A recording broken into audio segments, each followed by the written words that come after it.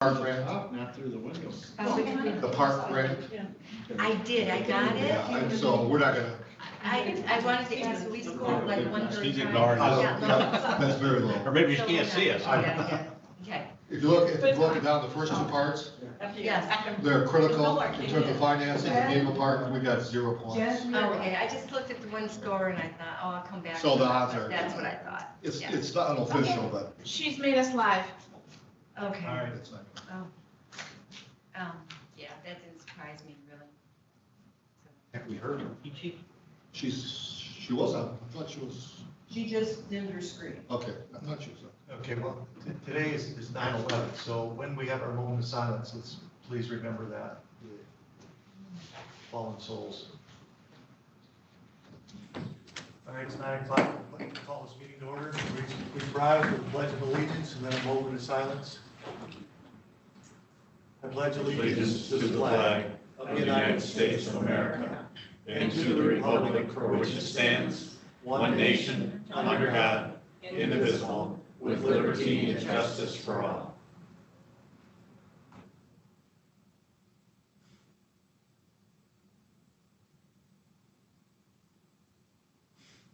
Amen. So we have roll call, please. Commissioner Answorthy, Here. Commissioner Rushton, Present. Chairman Bunnick, Here. Commissioner Wessel, Here. Commissioner Sotos Little, Here. Commissioner Rettenbach, Here. Commissioner Lautner. President? All present. Thank you. So that will bring us to public comment. If there is anyone who wants to call in at this time, the number is 231-256-8109. 231-256-8109.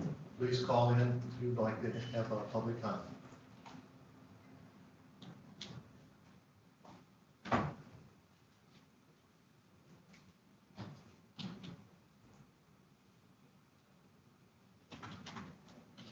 Well, we'll take the call if they do come in at this time, though, we'll move on to our action items and the department request. And the first off is the probate family court. Before the judge speaks, if you could just, I sent you an email late yesterday afternoon about potential date for a joint meeting with Grand Traverse County and the Airport Commission, October 13th at 2 o'clock. Would that work for everyone? Patricia said yes. Peachy work for everyone? Oh, great. Well, that's rare. All right, because we're trying to get those dates lined up here, so I'll let Mr. Alger and I'll let Mr. Klein know that everyone's good for October 13th at 2 o'clock. It'll be a Zoom meeting and we're going to host the meeting here. Zoom and house meeting? Well, it'll be a Zoom meeting, but just like with this, you have the right to come here if you wish. Morning, afternoon? 2 p.m. Okay. That's the day of our I executive. think. That's the day of our regular meeting. Right, in the meeting evening. also. Okay, I think that will work tentatively. Till 7. Pardon me? I'm tentative, but I think it'll work. Okay, I'm going to assume it is for now. Once it's confirmed, would you send out an email? Please? Yeah. But I just want to make sure I check with all of you first before we, and Mr. Alger and Mr. Klein check with his board, because we like to get that date finalized, Things get booked up quickly, so. Okay, plan on October 13th, 2 p.m., I'll confirm, but put that on your calendars, and if it's not, I'll let you know. We do have a backup date, but it sounds like the 13th is one. All right, thank you. Please. take over. Thank you.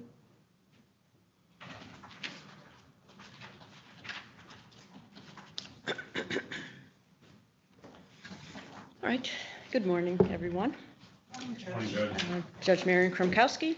To my left, Family Court Administrator Joseph Povolo. To my right, our probate register, Chris Mattis. I first want to say thank you to Commissioners Lautner and Rushton. It's my understanding that at the end of the last budget session, you were very complimentary to Chris Mattis and our office and how we've dealt with the backlog. So thank you for that. Thank you. And I also want to thank Patricia, Commissioner Sotos Little, for getting us back on the agenda, because there are some more things that I think hopefully would be convincing to you that we would like to say. I did put a letter on everyone's chair there, and I did email a copy to Commissioner Rettenbach and Commissioner Saudis Little. And let me just say from the beginning, this budget request is not just about the backlog that developed over the past few years, when the probate register was our only employee. Looking forward, once that backlog is eliminated, and we're close, there are still constitutionally and legislative tasks, ongoing tasks that must be done on a routine basis. So simply put, more work must be done that was done in the past. Now, I'm not sure that this is the best analogy, but I think I tried to say this just with words last time, but let me do this analogy. A couple buys a home with a beautiful 1-acre backyard, grass, beautiful gardens all set up, and they work hard to maintain those gardens and the lawn. Work hard on weekends and the evenings. They're very proud of that work. But a spouse gets called into active duty and is called away. So the spouse that remains home tries to keep up the yard and the gardens. I'll just say she, but she starts to cut corners. She lets some grass grow. She lets some flowers go wild. And she may not also have all the skills that her spouse had. So the garden, it's still a garden, but it starts to show some wear and tear. The spouse returns, but for a variety of reasons is not able to work as hard in the garden as he could before. But with help, they get that garden back in good shape. So the backlog in the garden is resolved. Now they have a good garden. But the same work to maintain the garden is required. Plus, there's some, you gardeners, when you have weeds and you pull them up, sometimes those weeds, tend to pop up more often. So they have the same work to maintain that garden that was required before, plus some occasional weeds that pop up. So I'm not sure how applicable that garden analogy is, because the probate court is not a garden. We're not growing flowers. We're not having a beautiful lawn. We are there to provide consistent, quality, and timely service to elders and other vulnerable people, as well as to the families of Leelanau residents that have passed away. We now have Chris Mattis working full-time and a deputy probate register that works 2.5 days a week.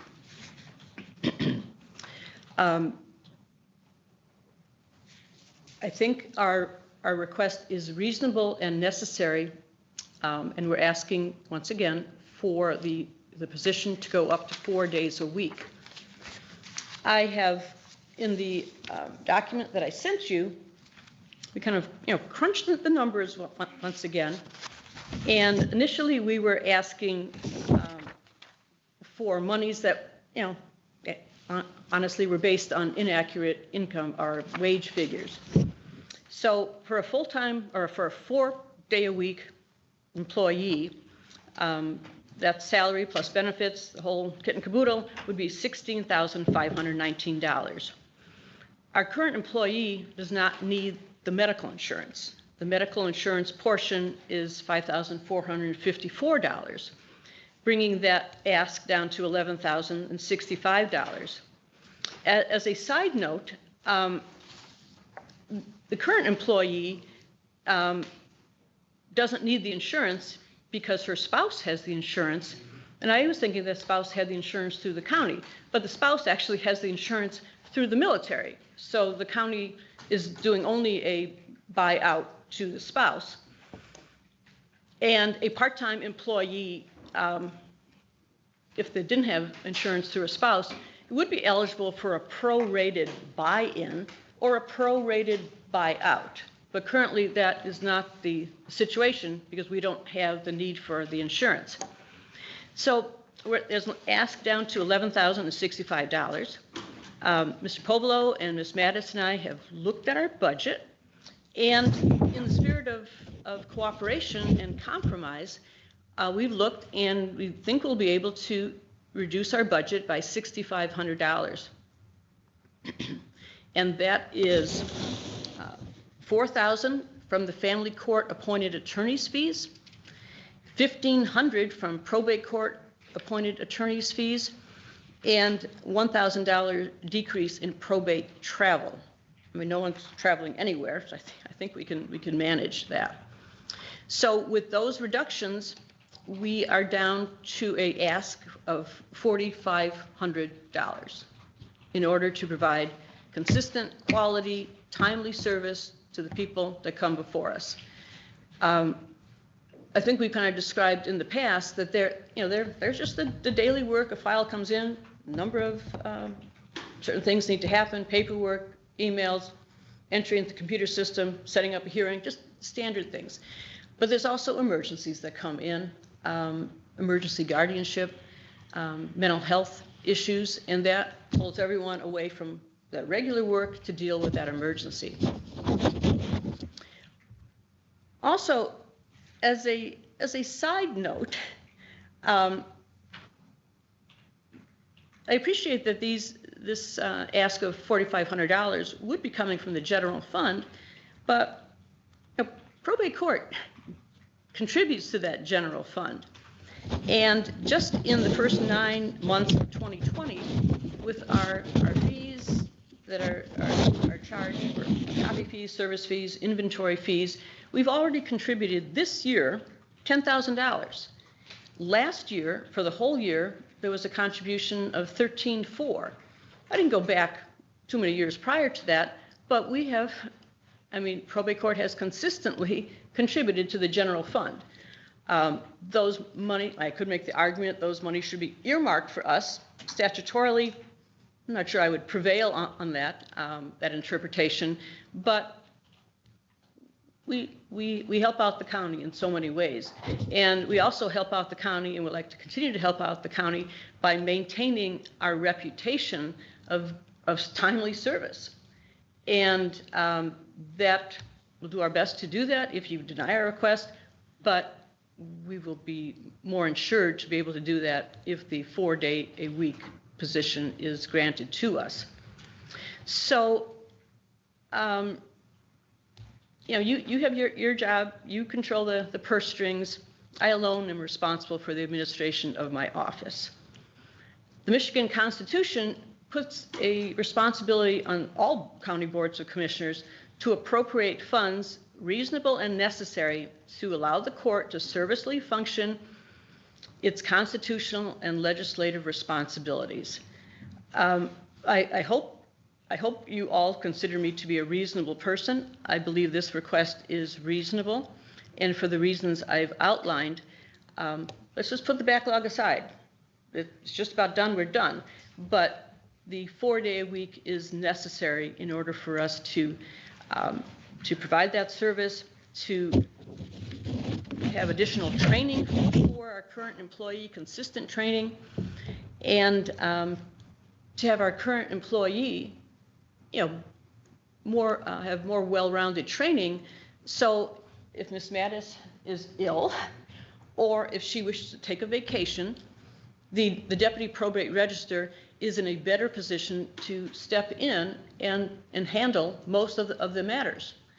And that is, it has been proven and shown that with 2.5 days a week and then the break between Wednesday at noon until the next Monday, it's just not consistent enough to have the ongoing training in order to get a new employee up to speed and to be able to step in for the entire role when Ms. Mattis, she's entitled to vacation. She hasn't taken much. We went through that last time. And I also compliment her. Everyone in our office works very hard.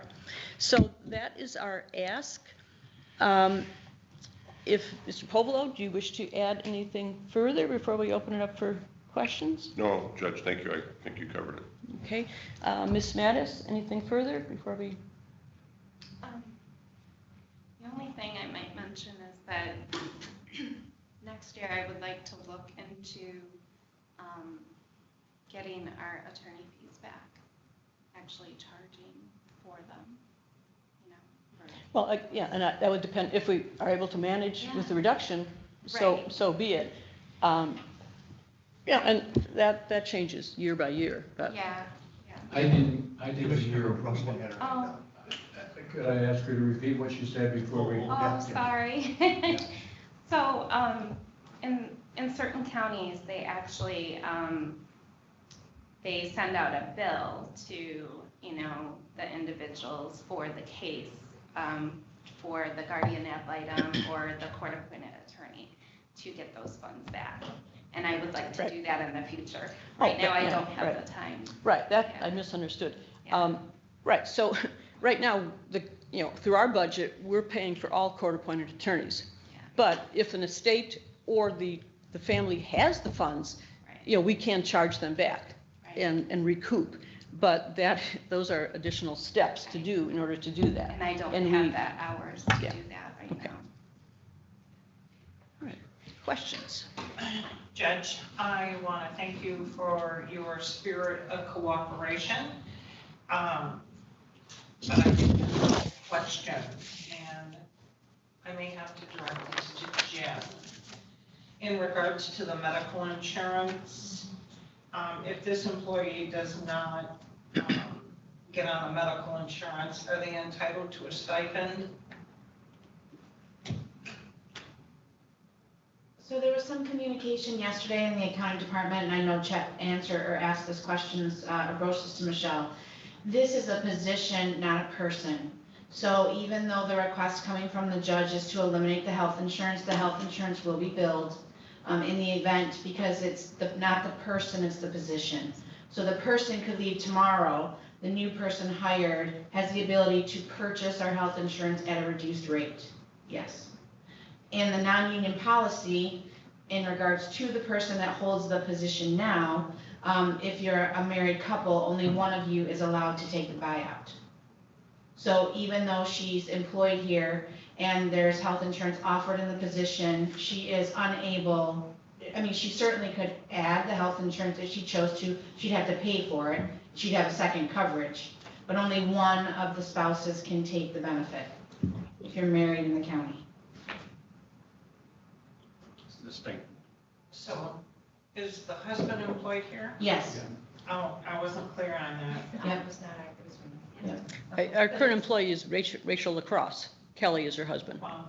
Yeah, small world, but that. I didn't know that. Yeah. So, thank you. Okay.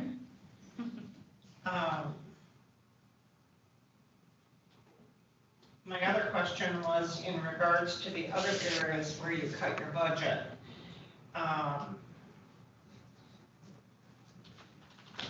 You cut it in areas for attorney fees.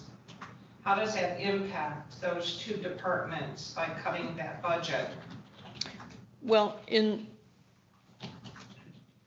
a good number of years in the past, we haven't spent every single penny that was been allotted for attorney's fees. We've been close. I don't think we've necessarily gone over, just for, I've only been here a year and a half, but we've been close. The way that we would be able to recoup some of that loss is through charging back appropriate families that have the funds to reimburse the county for attorney's fees. In a criminal case, the defendant is required to pay back the county. He or she is given time, but the county just doesn't swallow that amount. Currently, since we aren't charging back, don't have the time to do all that paperwork, that isn't happening.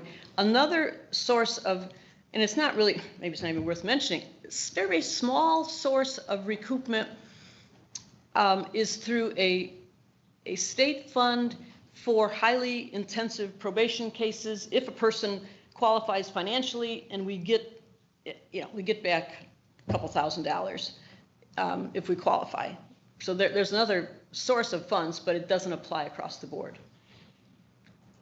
If you cut this budget and have need for these funds during your budget year, where's that money coming from?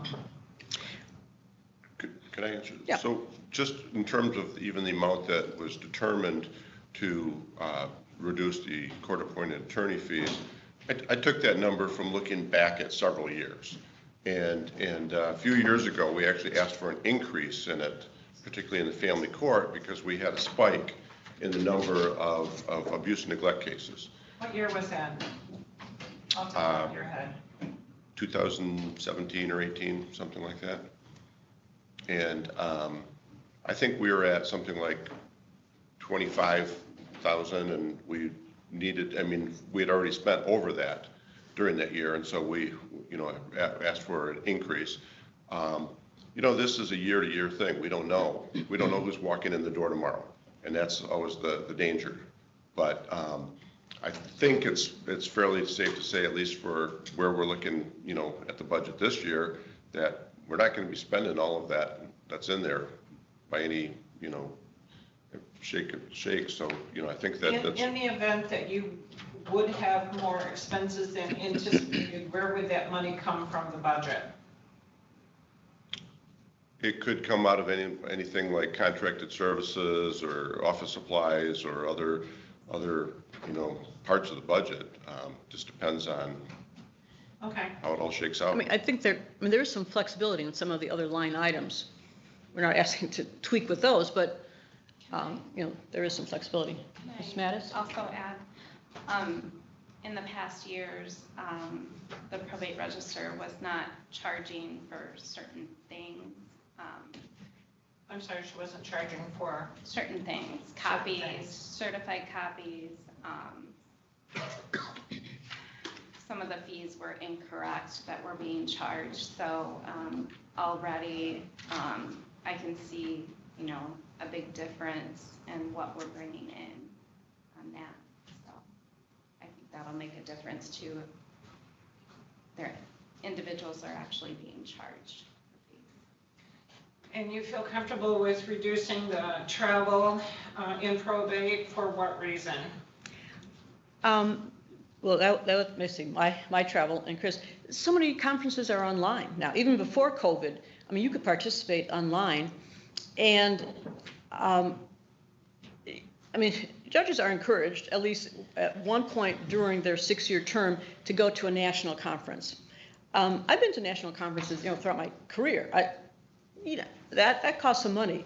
I'm not necessarily inclined to do that. And I think many of those things are just by online and webinars and Zoom. And I think that's going to continue. So I'm comfortable with reducing that. And, you know, personally, you know, giving up a conference. Not that, you know, I can teach myself a number of things, or watch the recordings of, so that, yeah, or pay my own way to a conference. You know, I can do that. Thank you for your comments today. I appreciate your Okay, time. thank you, Ms. Rushton. Mr. Watson. Thank you for being here, and thanks, as Deb said, for your spirit of cooperation. I wasn't here in 2010 when the commission reduced the position, but we have done that since I've been here, and we always say we can always relook at it.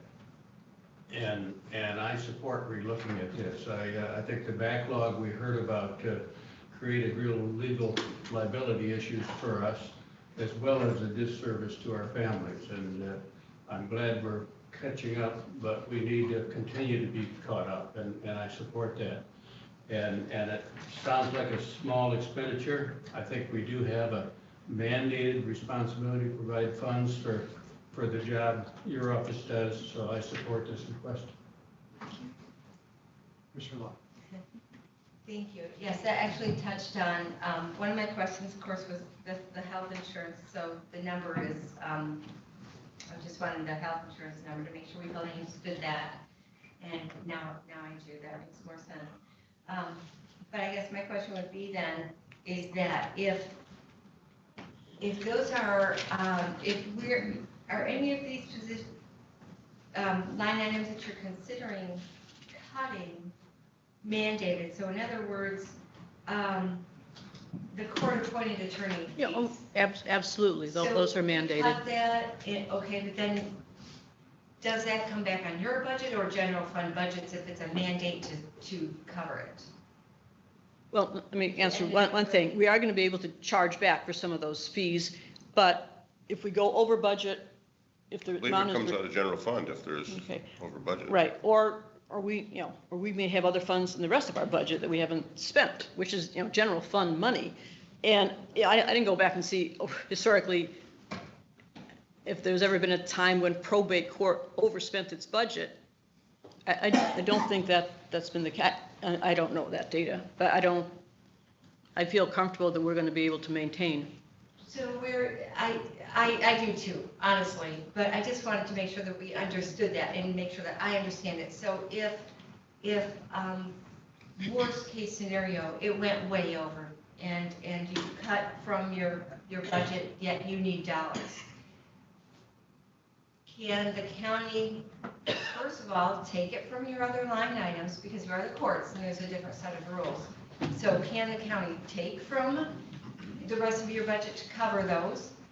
Or will it just, are the courts able to just come and say, whoops, we went over, it has to come out of general fund? So really these cuts would not be actual cuts. That's outside my area of expertise. Mr. Janik or Jen or Joe? Well, I think, and Jen, help me out here, their first option would be, as they said, they are willing to restructure their budget, move money around. And that's, they would work with Jen and Michelle if that occurred. That would be your first choice. Mm-hmm. However, at the end, as you said, it is a mandated service, so if that wasn't an option because of other expenses, the county would have to pick up the costs. But I think you're saying you would first restructure. We would first go to our piggy bank and say, yeah, we can take here to pay. Okay, then my second question was, and you answered it partially, if we can charge back. Now, the first time it was thrown out there, it was like, well, if we have time and if it's a possibility. Are you saying that if this is granted, there will be time to do the chargebacks? Yes, I'm looking to do that, but currently, I just can't. I don't have enough time in the day, enough hours in the day. But if I have the extra help, then I can focus on doing something like putting together the chargeback. Yeah, generally, in other counties where they've done this, or other court systems, what is the success rate that they charge back? I worked for Grand Traverse Probate Court, and it was, honestly, for the most part, we saw money coming back in to refund it, unless they're. Because there will be Yeah. some people who just Some simply people- had nothing. Yeah, and they let us know that can't. we're not We gonna understand, exactly. But it's just a case-by-case basis, Sure. every. But considering Leelanau, are we going to have a better chance of recouping more? It really depends on the case. If the family has funds, they may hire their own attorney. They don't have to. In the family court world, there are a lot of fees and costs that are put upon the youth and or the family, and we try to recoup those, and people pay little by little. Attorney fees are part of that. Yeah.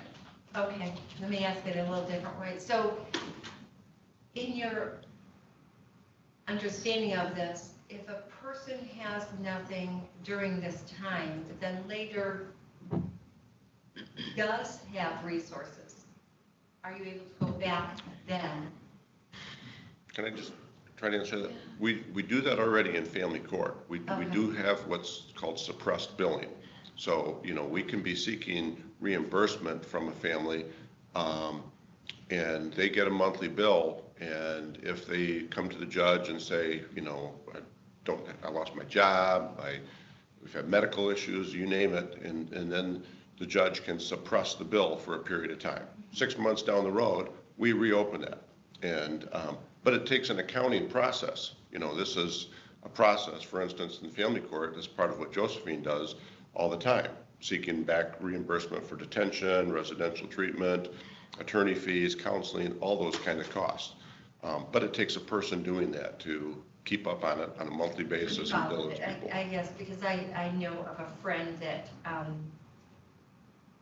was a victim, and at the time of, the situation, family wiped out his bank accounts. Well, suddenly there was no, money that he had money, and after the situation came back into the money. So that's why I asked. Yeah, so I guess the answer is yes, we could do that. All right, thank you. Yeah.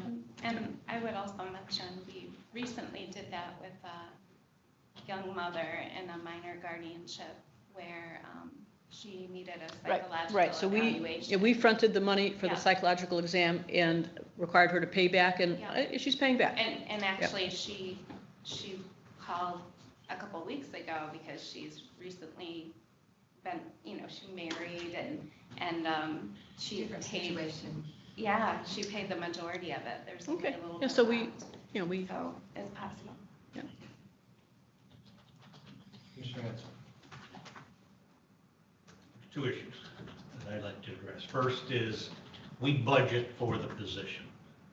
So we are going to have to put in the full amount in the budget for the position if we proceed. So, I appreciate you giving us the additional information about this particular individual, but we have to budget for the position. So, Agreed. we are going, if we approve this, we are going to be budgeting for the position with the full health benefits, just like any other position in the county that we do. So just so you understand that. I do. I hope Rachel stays there a long time. In but- actuality, yeah. it may be a different situation at this point in time, but next month, it could have a different situation. You could, I always like to say, somebody wins the lottery and they dance out of here and, we got to replace the person. So we budget for the position. Okay. The second thing is, this has nothing to do with probate court, but, we had a tremendous overrun in the district court this year. Way out of whack. And what do? Our only recourse is to address it during the budget. So, we have to be a little bit careful about not putting you in the position where you do or could be expected to run over budget. Yeah, we get things are down because of COVID, as far as some of the expenses, but things hopefully will improve in the future in regards to the COVID, but we have to budget reasonably. And we don't want to be putting somebody in the position where you're supposed. Now, maybe you're going to be good, and that, I hope you are, and I expect that you would be. But we had the situation with district court this year. I wasn't aware of that, yeah. Of running way over budget, way over budget. And what do? Well, our only recourse is to address it during the budget process. So, we have to be a little bit careful, even though, I believe you, it sounds reasonable, but we have to also look out there and say, bad things happen, unexpected things happen. Now, you're not, obviously you're not in the same situation as far as, being dependent on fees like the district court was, but, it's not so critical, but it puts us in the position of saying, okay, what do we got to do here? So those are the two things that we have to look at. Our whole budget overall to say, okay, where are we at? Can we do this or not do this? What has to be cut? What, if, we have some very big ticket items we still have to nail down. And depending on which way that goes, it could impact everybody. So you have to understand our role in this is we got to look at it from this level and not this level. So that's my two comments on this. So from your comment, maybe the 16.5 is the amount that really should be budgeted. Well, leaving out the insurance. I trust you when you say you can juggle things around, the $5,000. I believe that you can adjust your budget items for that $5,000. So we're really looking at budgeting $11,519. So, I'm just being honest with you. Right, We have- right, and I trust your math. I was doing that in my head as I'm sitting here, but yeah. Thank you, Commissioner. Commissioner Sotomayor. Yes, thank you.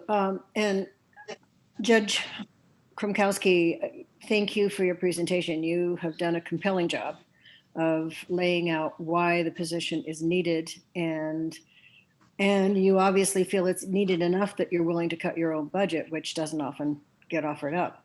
So I thank you for, as Commissioner Rushton said, for your attitude in approaching this and trying to help. I would point out that the 13,000, what was it? 13,000 and some change that you brought in last year in fees that went into the general fund covers more than the 11,000 we're looking at taking out this year, particularly that in 9 months, you're already at 10,000. There are other units that do get these fees retained in their budget, such as our deed, Register of Deeds, and our building safety operates totally on fees and for permits and other things. So the fact that these come into the budget is a good thing, but it's also sort of like a little bit of a safety net.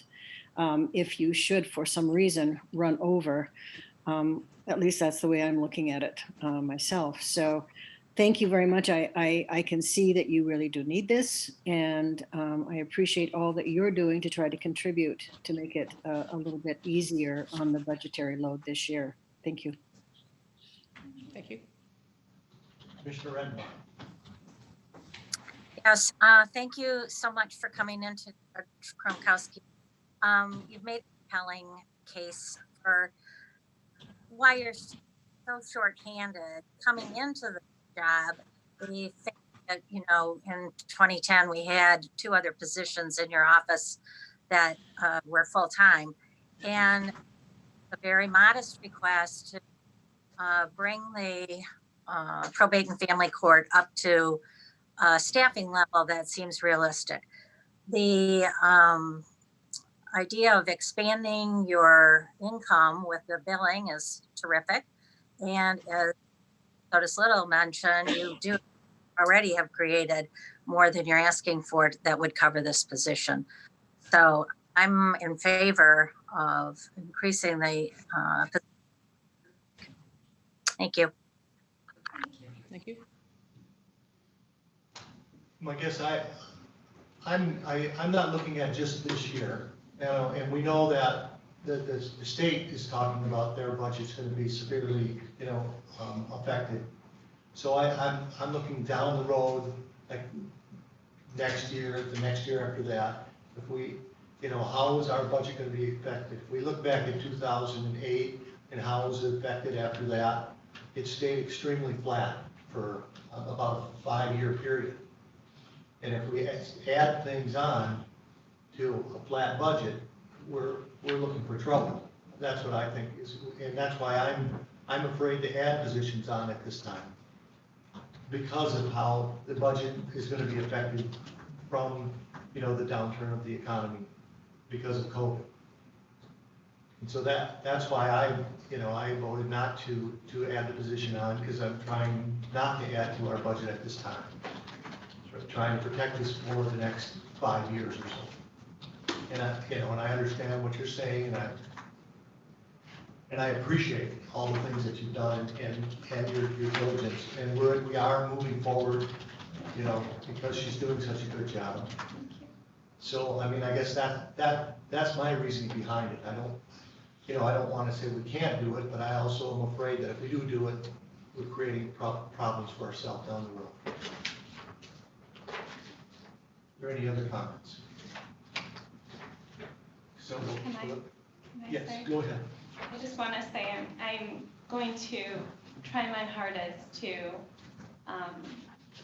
do my very best. I mean, and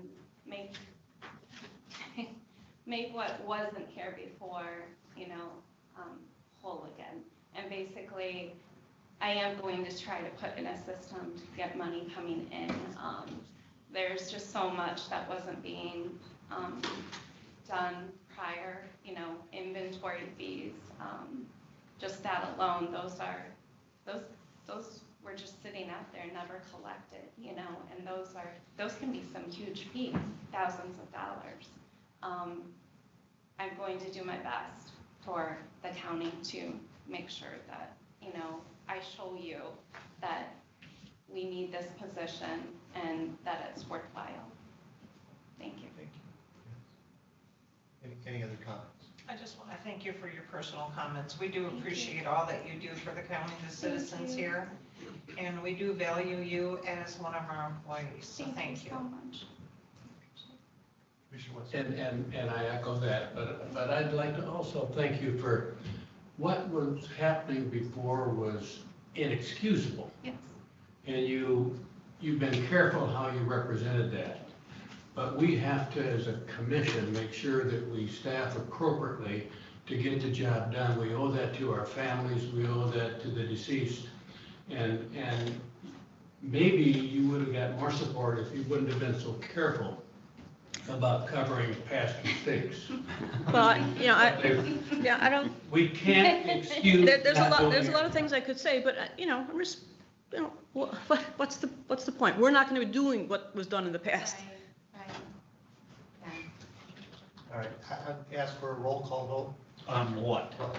Well, on whether we're gonna allow this position in or not. Oh, I guess we don't have a motion, so well, I need to No, know. and I think we should have more discussion about Okay. this. this is a budget workshop, I right? do too, yeah, because. Excuse me? This is the budget workshop. Yes.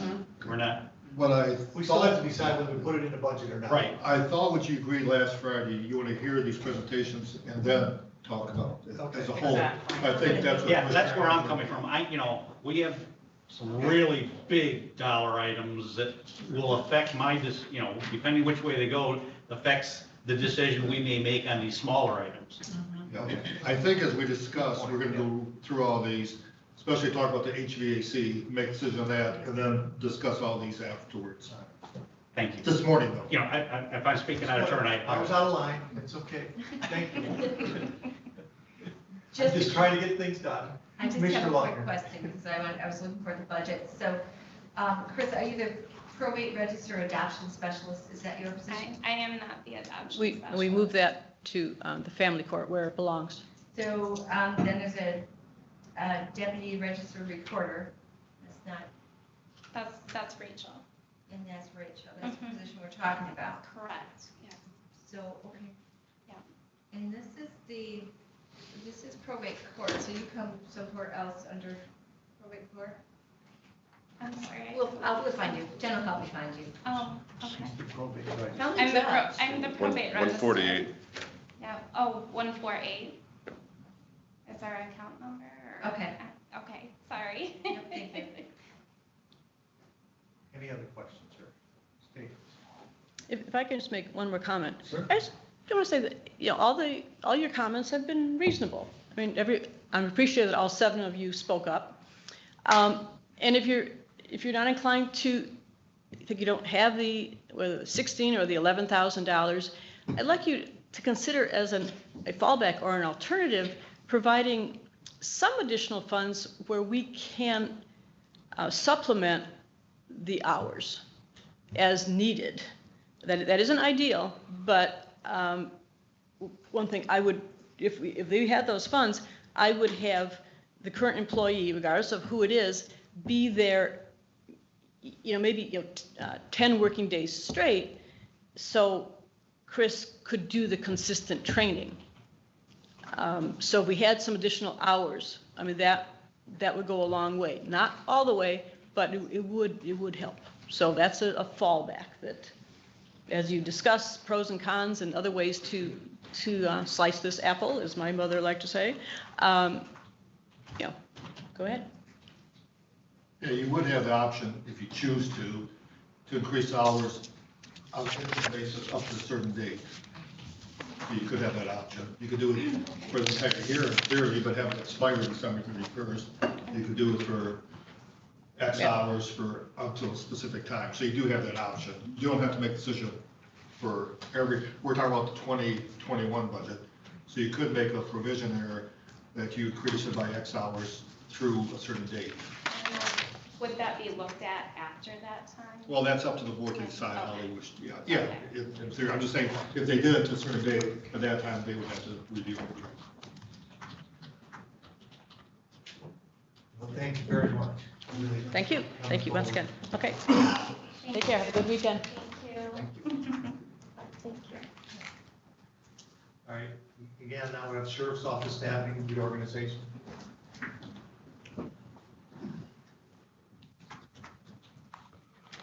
Good morning. So how would you like me to go about this? We've discussed this before. It's regarding the placement position, 2 sergeant's positions within our existing rank to cover the day shift. We have 2 night sergeants now, so we have a first half of the week shift, a second half of the week shift. So we have a sergeant and either 2 or 3 officers available. And during the day, we have no sergeants on the road. We have a lieutenant in the office who's handling all the special events, which we're into the well over 100 now, and all the scheduling issues, which is a pretty daunting task. Takes care of a lot of specialty things, helps coordinate our training. And we have the same model on the corrections side where we have a lieutenant and then we have 4 sergeants, and each sergeant basically has 3 under them, or 2 under them, a shift of 3, I should say. So looking for that model. So I guess that's a proposal. Thanks for being here. Yes, thank you. And I did bring donuts today for you. I saw that as like deer hunting bait as I was looking at that. We're sitting there talking, saying who got into them first or what's left over there. A couple of questions, because this isn't the first time you've been here on this. Right. And I think I'm correct in saying we added the 1 command position, the lieutenant position, a few years ago when there were some staffing issues, On the jail side, we moved from a jail commander to a lieutenant. That's correct. Now we have 3 staff reporting to a command official, or a 1-to-3 ratio, which seems to me pretty good. And I'm used to, in the business I was, we'd say we can only afford 1 administrator, and then we need 30 or 40 or 50 teachers, and administrators were on call 24/7. And couldn't we schedule with existing staff so that between the 3 command officials, somebody would be on call on weekends without having to create another command official position, which makes it 1 command position for every 2 3/4 non-command? Sure. It just seems top-heavy to me. Well, in a school administrative position, you can do that. In the road patrol position, you're going to have situations where there's a pursuit starts right now. Pursuit starts 669 and M72, it's going northbound. You have to make immediate decisions. You have a warrant process. We had warrants, a warrant process we follow through. We don't intrude into people's homes. Had an incident in the past where they were in a fresh pursuit type situation, on a impaired driving type situation, drunk driving accident. They went, and there is a hot pursuit, there's a fresh pursuit, there is a procedure for warrants, there's warrants in homes, on properties, for people, for arrest. It involves a lot of hands-on right now. Now, let's say you're home, you're on call, so we have to pay on-call status. There's a union situation there too. If you got someone saying, you can't have a beer tonight with your meal, you can't go to your son's football game down in Manistee, now all of a sudden we've got money and budget going that way for something that may not happen. And in light, looking at the other police agencies around the country, and I look, the thing that keeps you out of trouble in police work is having excellent training, having excellent personnel, and having excellent supervision.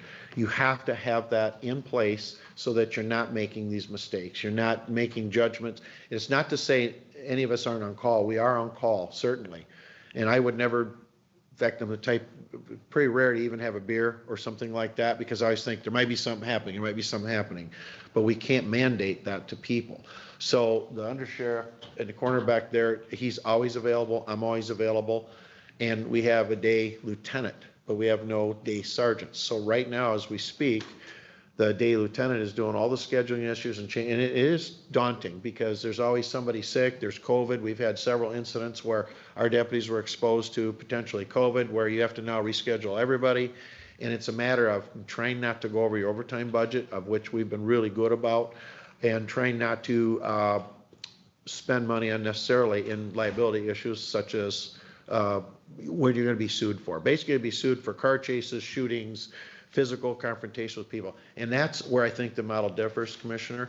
I agree with you totally. I'm not one that wants to sit back and have somebody else, just be responsible for everything. Ultimately, if something bad happens, it's me here. And that's the ultimate end stop right there. If we're in a big car chase, then how did I train them? What kind of equipment did they have? At what point was discipline involved or was it not involved? And at what point did we abscond from our duties by not training them? And it's what we call EVO, emergency vehicle operation, just taking car chases for one. Or where the tires balled on the car caused you to lose traction intersection. There's a lot of things to police work that are different than, regular positions. And so that's, I think, where it differs. The model works very well in the jail, and as I'm sure you're all aware, we're not having any issues in our jail. I commend you for the equipment you give us, for the training you give us, the budget, and I do appreciate that. Lieutenant Roush is just doing a bang-up job, just doing a great job running that jail operation. But he also, when he's at home and he's on call, he also has a sergeant with 2 deputies working at night. Last night and tonight, I was just down in jail before I came here. And you basically will either have, in absence of a sergeant, you have a senior officer position. Most times we have a sergeant.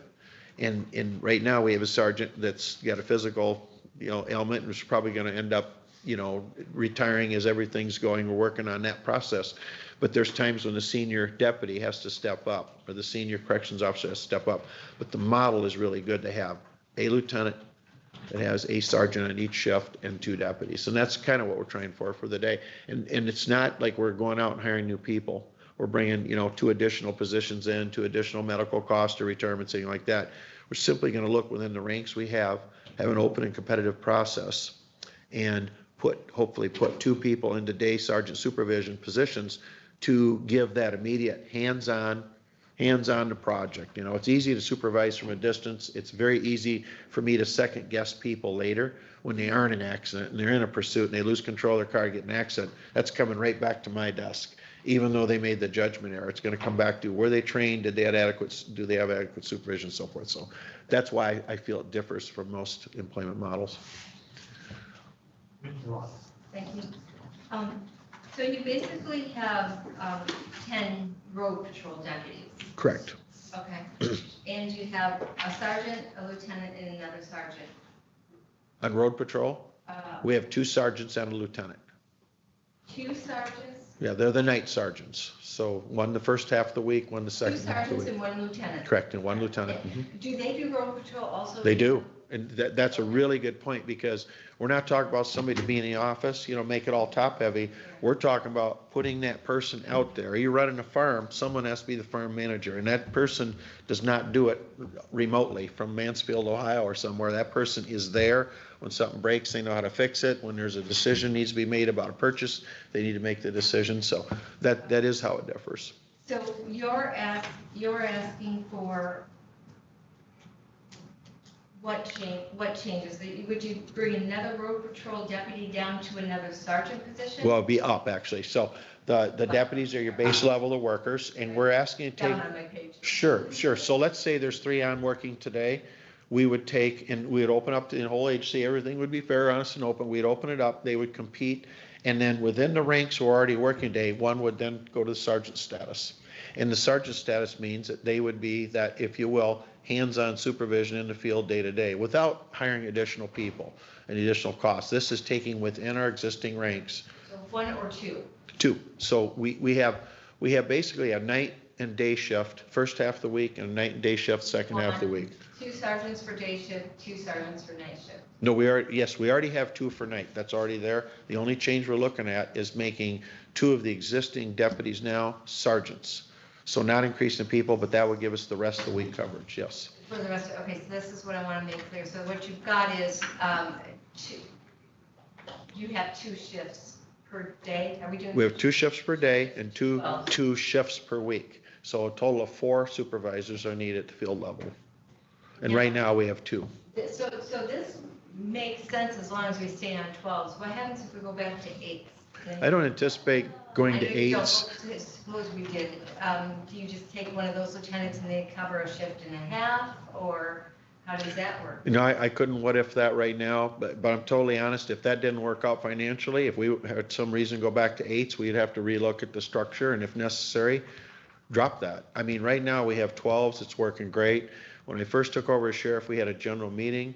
The guys had asked if you are gonna be a sheriff now, is there any way we can go to 12s? Well, we start looking at overtime. Under Sheriff Morgan and I talked at great length. He said, you know, we don't need all the overtime we have if we go to 12s. Because we were actually paying more, and we actually, in the first or second year, Steve, we actually reduced our overtime requests because of the 12-hour shifts. And my answer to the troops were, here's the deal. If you guys are getting tired and becoming cranky with the public, or you're getting tired and having more accidents, or there's anything I see that 12-hour shifts are negative, it's gonna be a no-go, we'll go back. So far, it's been a really positive, good thing, and their morale is high. Okay, so, one step further, so the lieutenant position makes sense in the jail, I think, because the jail is kind of separate from the road patrol, so you got your lieutenant, then you got your sergeants for your shifts. Okay, it's clean cut. We've got a lieutenant position, and this is kind of, I thought the position maybe Commissioner Wessel was mentioning first, was more of a personality situation with a previous sheriff, so we had to add, I think, that lieutenant position, I'm gonna say as a buffer, and I don't know if that's a proper word, previous administration. So I guess I would ask you then, if we need the lieutenant position, or does the lieutenant position become a sergeant position and you bring one more deputy up to a sergeant position? Well, someone has to be in that office, work day-to-day scheduling, and someone has to be in that office to deal with these, well over 100 special events. So let's just take the M22 Challenge or Cherry Festival. There is a lot of logistics that goes into that. We actually bill out the hours we work with those organizations, and they actually reimburse the county. That position, I don't want to say is a fundraising position, but that position locks in a lot of income for Leelanau County back. We're not just sending deputies out on a whim to all these places, providing you this armed security and this patrol car for free. So they coordinate all that along with the scheduling, along with many, many other tasks. The phone calls, it's shocking how many phone calls we get, and they're handling that as well. So if we look at this lieutenant position as a super sergeant position, but it's day, because he's doing all this during day. You're right, all this administrative day stuff, right? So you need one more daytime sergeant, and then your other 2 sergeants that are presently sergeants who stay at night, or basically. So basically, we'd have 2 sergeants at night, and we need 2 sergeants during the day. Okay. Because either that, or if we only put 1 on as a sergeant, only promoted 1, then we'd have 1 shift without a sergeant. Okay, so this lieutenant position is on top, so you want the lieutenant position and 4 sergeants? A total lieutenant and 4 sergeants, correct. Remember that model I gave everybody, that you saw that in line? A 1 for 3 is good. There's immediate accountability that we need out there. Can this lieutenant cover that position and do all the other things? No way. He's busy full-time. He works really hard. He's really dedicated. I joke to the guys, if you're not there 15 early, you're late, and he's always in this office 15 early. He flexes hours. When there's a fatal car accident, he's in charge of the accident investigations. He goes out, runs the laser units. When there's a domestic assault, when there's a child's been molested, it ties up a lot of our resources. He coordinates who goes out, how much overtime we have, how the shifts overlap. And, I'm tied up at meetings like this and going all over the place, meeting with other sheriffs and Traverse City PD, and we've got stuff in the background people don't know about we're working on. I'm tied up. The undersheriff does a great job with our budget and our administrative stuff. You all know that. He comes in very clear, concise, proposals and management. So we need these positions is what I'm saying. We need it. I think it greatly reduces liability, because we have a model where you're directly in line. If someone's out of line, and they're all human beings, just like kids. You have 5 kids, they're all different. And each deputy has to be, if you will, led a different way. There's a variety of different ways to take care of problems. I believe in the family model. We take care of the problems. We don't, put it out there and have grudges against people and all that. We take care of things, and that would very much help to take care of, keep them in line as they are now. They're doing a wonderful job. I look around some of the other agencies and what's going on, some of the horror you see across the country, and I feel bad for them that they're dealing with that. I feel bad for their county boards. I feel bad for their administrators and the police agencies, for the individual deputies. It's heartbreaking to see what's going on in some areas of the country. We don't have those problems here, and I can only credit the good personnel we have and the good cooperation we have between leadership and deputies.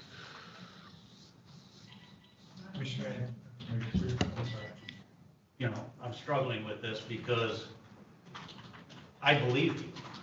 You know, I believe you, and, you know, I can see where this would make some sense, but I'm also struggling with the budget side too.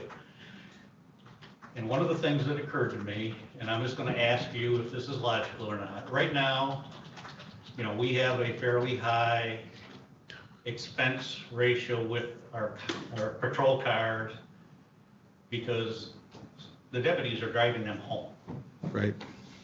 And other departments, the larger departments, they don't let their deputies take the vehicles home. You know, they show up for work, they, you know, you have your staff meeting or whatever, and then they hit the road and they take the patrol cars up.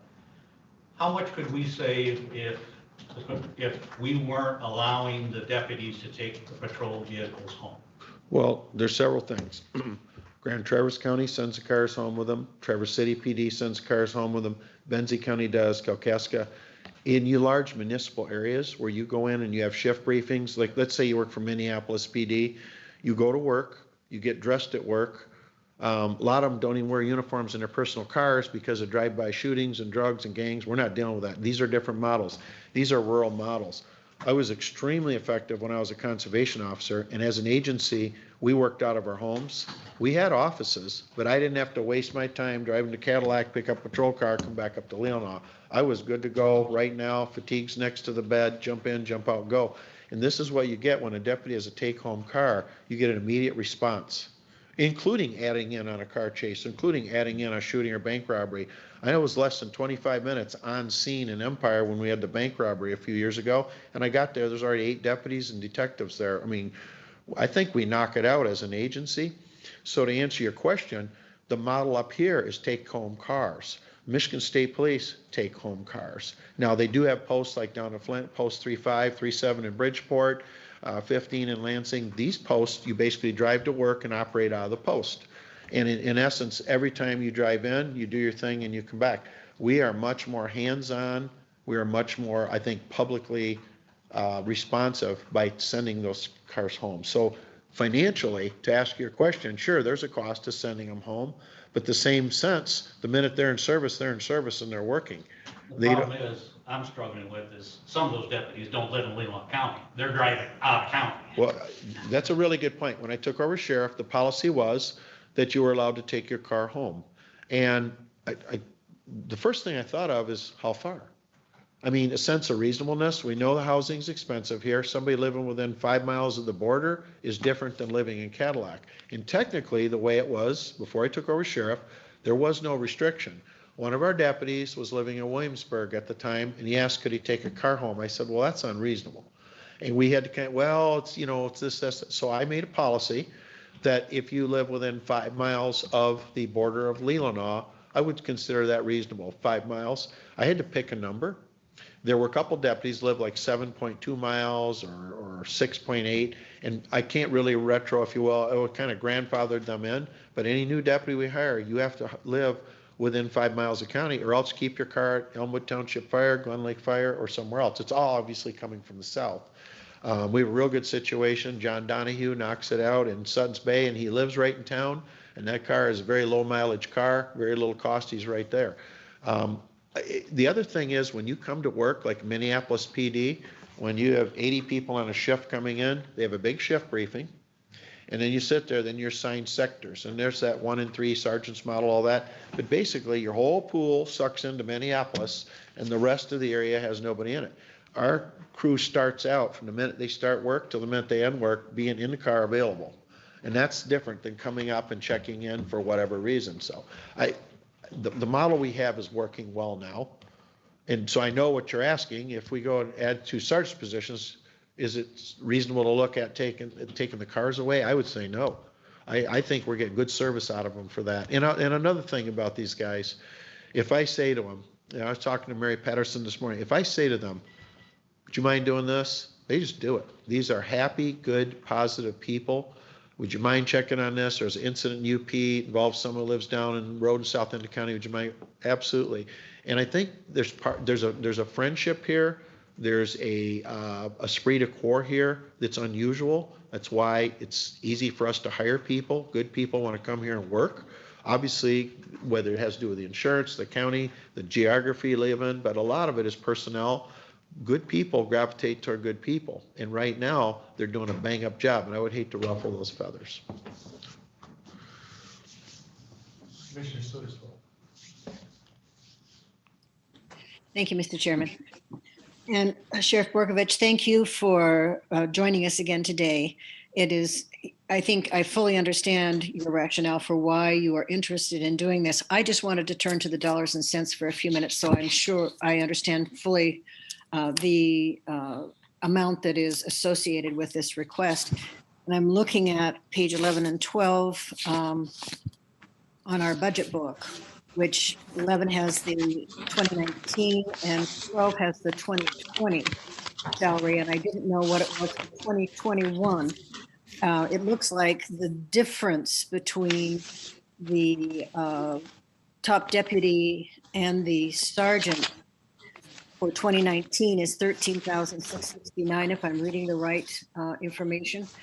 And in 2020, the difference between those two positions is $20,171. But what is it for 2021, which is the budget we're looking at moving into? And then also, is that for one person or is that for two people? I wasn't sure. So the $13,000 times two, because we're looking at two promotions. Okay. So that would basically take it up to almost $27,000. But in turn. And that's for 2019 dollars, or what the salary was in 2019. Is there built into this request what the increase would be for 2021? Can I refer to my budget expert here? Steve, was that a 2020 projection, I wasn't it? think, Jen, when we put those numbers together, we were using what we had at the time before the contracts were signed. Yeah. So Patricia, I know you probably couldn't hear the undersheriff. When he and I did propose these numbers and he asked for this was actually in 2019. And so this does not represent the 2021 figures. Which would be 2.5% pay increase. Over the 2020. Over the 2020 2020 rate would be a 2.5 increase on both sides of that, the top deputy and the top sergeant. The 2019 to 2020 was a 2% increase. The 2021 over 2020 would be a 2.5% increase. And then within the contract of the sergeants that is settled, if a sergeant has a 15-year anniversary with us, then there is that additional amount as well, which is not computed in this mock-up. Because Jen, if this is approved, those two positions would have, those individuals would have to switch unions, right? Yes, that is correct. They would go from the POAM to the FPOLC, and then they also change in their MERS designations as well. So, I'm sorry, so for two, we're talking, what we're looking at for the 2020 would be 40,300 and something, plus the difference for 2021 that you just referenced to, in terms of the total ask here for the budget, if I'm understanding it correctly. Let me ask Jen this. What would the 2.5% increase that to? Do you have a calculator there? Before you answer that, I want to make a clarification. That I think that what you're saying, if I look at my deputy's wages here, and these are proposed wages for 2021. Okay. I think that's what we're looking at.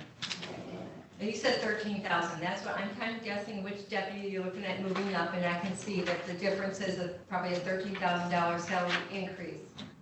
So the 2.5% that we would be looking at, our concern here would only be the 2.5% on that 13 salary, because they're already gonna get 2.5% on the rest of their Correct, wages. correct.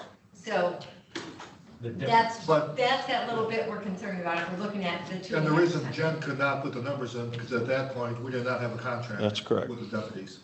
So we could Okay. not, normally we would put that, Right, when right. anybody, whether it's Steve or anyone would come for a budget request, we would calculate in.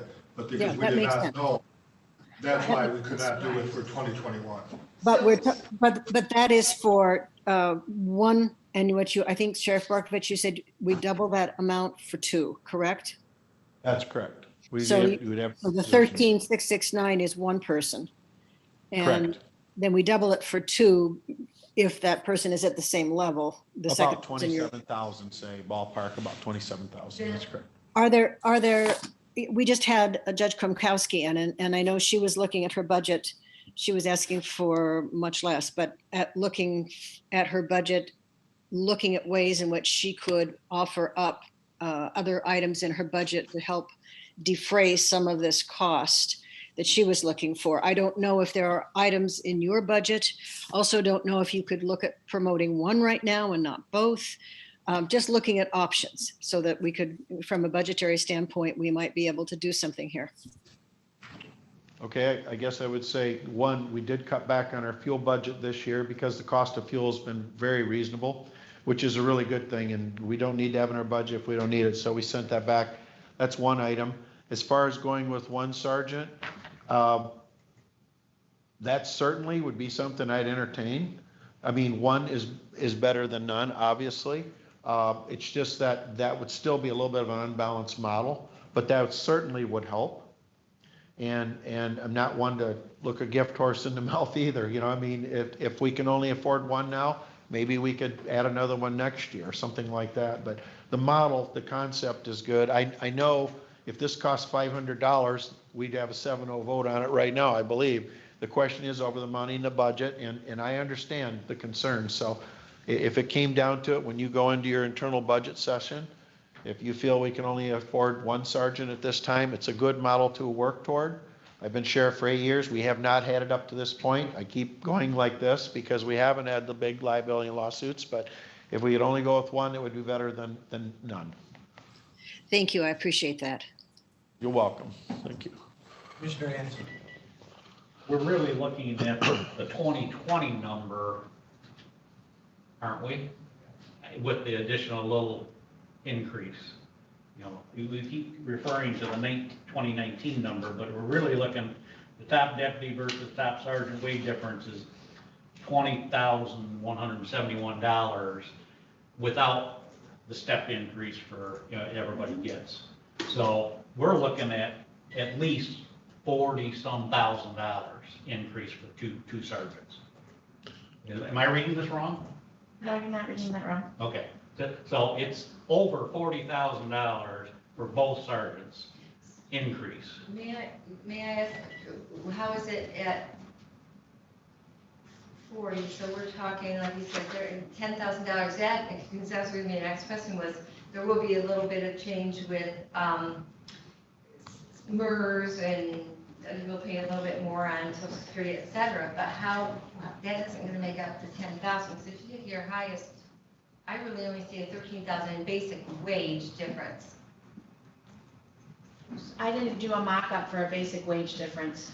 So if you turn to page 12 on your 2020 top deputy wage and What fringe. am I missing? Go to Say, 27. I'm in How do you 2021 go on from 27 to 40? Yes, so what that, I think, Commissioner Sotis Little was speaking about is within the narratives, on page 12 of the narratives is the explanation of how, What the difference in cost yeah, is what the cost difference between, is. So when Patricia asked regarding the salary line item, your salaries line item for a 2021 top deputy wage with ratification of your contract, that wage goes to $27.28 versus the $25.96 that's represented. So then the rate for 2021 will be $27.28. And then I didn't look up, I have the ability to look up the wage, but you have that here in the back as well. is what the top sergeant wage would be. So if I was to do this again, I can certainly put together a 2021 for you if you're looking into that. I can also do the two scenarios. In the POAM, there is still longevity, which is a difference than in the top sergeant wage. There is a 15-year step increase. So I can do that variable as well, if you're looking for those figures. The difference in, I'm sorry. Commissioner Ansel. So my point was that the difference between the top deputy and the top sergeant wage and benefits is going to be at least $40,000 for two sergeants. Correct. At the time of this. At the time of this, it was created, $40,000. it was $20,000 apiece. Right, so it's going to be a little bit more for 2021 is my point. So we're looking, my point here is we're looking, if we move both sergeants, we're looking at, for a budget number, an additional $40-some thousand. Go ahead. But aren't we talking about when someone is promoted to sergeant, then they're not at top sergeant pay? Again, we have to budget for the position, not the individual. We Right, don't but- know who's gonna get the job. That's up to you. So we have to budget as if it was the top person. We don't know who it's gonna be because that's his decision. Am I missing something, Jen? No, when somebody gets promoted, The lowest level. there's a scale that they have to start at when they're promoted, and they won't reach top no matter who they are until The they have next their- year, Until they have correct. their time in. So what the undersheriff is stating is that we did the mock-up of a top deputy to a top sergeant. So what he's asking for, in essence, would be the mock-up of a top road patrol to then the starting first rate of your sergeant, and then the second mock would be to the top wage. So in this case, in this scenario, you'd have a sergeant, you'd have a two-step process. So what he's stating is there are some cost savings, probably in rationale, this number's correct, meaning that this will probably be when I do the mock-up, the start, because of the 2.5% increase. So it'll probably be very close that this is what the next mock-up will be, and then it'll probably be a little higher at the second rate. I see what you're saying is correct. There's a start rate at a sergeant, and then there's a 1 year. So there's a two-step process inside that sergeant's contract.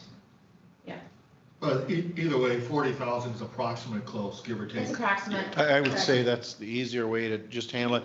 You need to work with budget numbers, I get that. And as you go to look at this, all I'd ask is that you keep in mind, we've had extremely low liability. I should say we have high liability, we have extremely low occurrence. So it's a high-risk occupation, low frequency type thing. And unlike some that are high frequency, low risk, okay, you tip over a cart of apples, okay, you had a risk of tipping over, but you really don't lose much. When we lose big time. I'm trying to keep the county out of financial trouble, trying to keep the deputies out of trouble.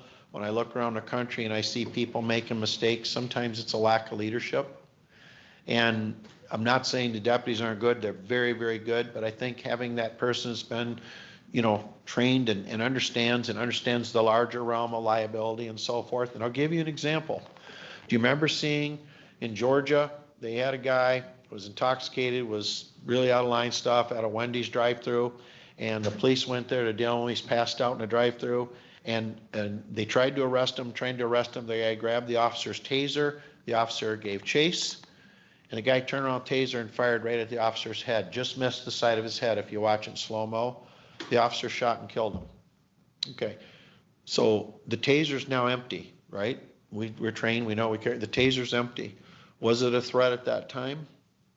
Well, he shot at his face, would he then come back to his, I don't know. But these are the kind of things that happen instantly. And these are the kind of things that's hard for the regular public to understand. You can watch it 100 times on TV. That's horrible. It's horrible. He shot him in the back. Well, the guy just turned around and fired the taser at him. Unlike a gun that would have still been loaded and still a threat, that taser was empty. And that's something I'll throw to you, that this is why liability training supervision is so important. I talked to our deputies after that. I said, did you all see what happened? Yeah, it's terrible, terrible. Yeah, but I would have shot him too. I wouldn't have shot him. These huge discussions we have, and we go over this stuff, we go over the shift briefings. So why would you have shot him? Was your life still in danger? Because obviously, if you're gonna tase a police officer, we don't shoot people in the face, put your eyes out, whatever, hit you in the throat, kill you. But there's a lot of things that go into thought of police work that the general public doesn't understand or realize. And that's why hands-on supervision is so important to keep us out of liability. And I'll not make judgment on that generally. I know what I feel. I feel his taser was unloaded. Even though he's a bad guy and he took the cop and he hurt your pride, he took your tool, he embarrassed you, all that stuff, got at you, thing, was the officer's life in jeopardy at that time. You're dealing with a drunk or druggie. So this is one of the questions society's gonna have to pose. You put police officers into these decision-making modes where ultimately a life can be taken. There's no excuse for kneeling on some guy's neck in Minnesota. There's no excuse for that. Everybody sees that, everybody's bothered by it. But then you stop and look. There was an incident in Detroit right after the Wendy's incident down in Georgia, where on July 4th, 5 people were shot in a drive-by shooting, 3 died, 2 were injured. They went on a gang task force, they went to find these 2 guys. They're taking one guy into custody. His friend said, "You're not taking him." They said, "Yes, you are." He pulled out a gun from his waistband, and from here to Steve, he shot twice at the officer's head. Just, you couldn't see the bullets, but I could tell by where his name just went right by his head. They turned and shot him. Immediately a riot started. The officer who shot the suspect, so the suspect was black, the guy they were arresting was black, the guy who shot at him was black, police officer was black. There was no colors involved, made national news, there's a riot, and this is what police officers are being thrust into constantly.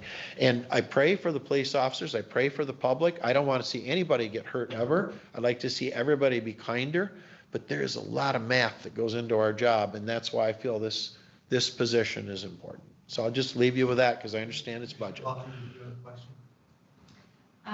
Well, I did find the differences it was in the fringes. That was why we're looking at basically 30 to 40,000. It is in the fringes, so I did find that. No, my final comment, I think, as I said before, I have not been in support of moving up sergeants' positions up until now, just because of, and it's going to be who is in the positions. And we try not to look at who is in those positions, but in your situation, it's been an easy thing to do because we have the 2 of you, and we've had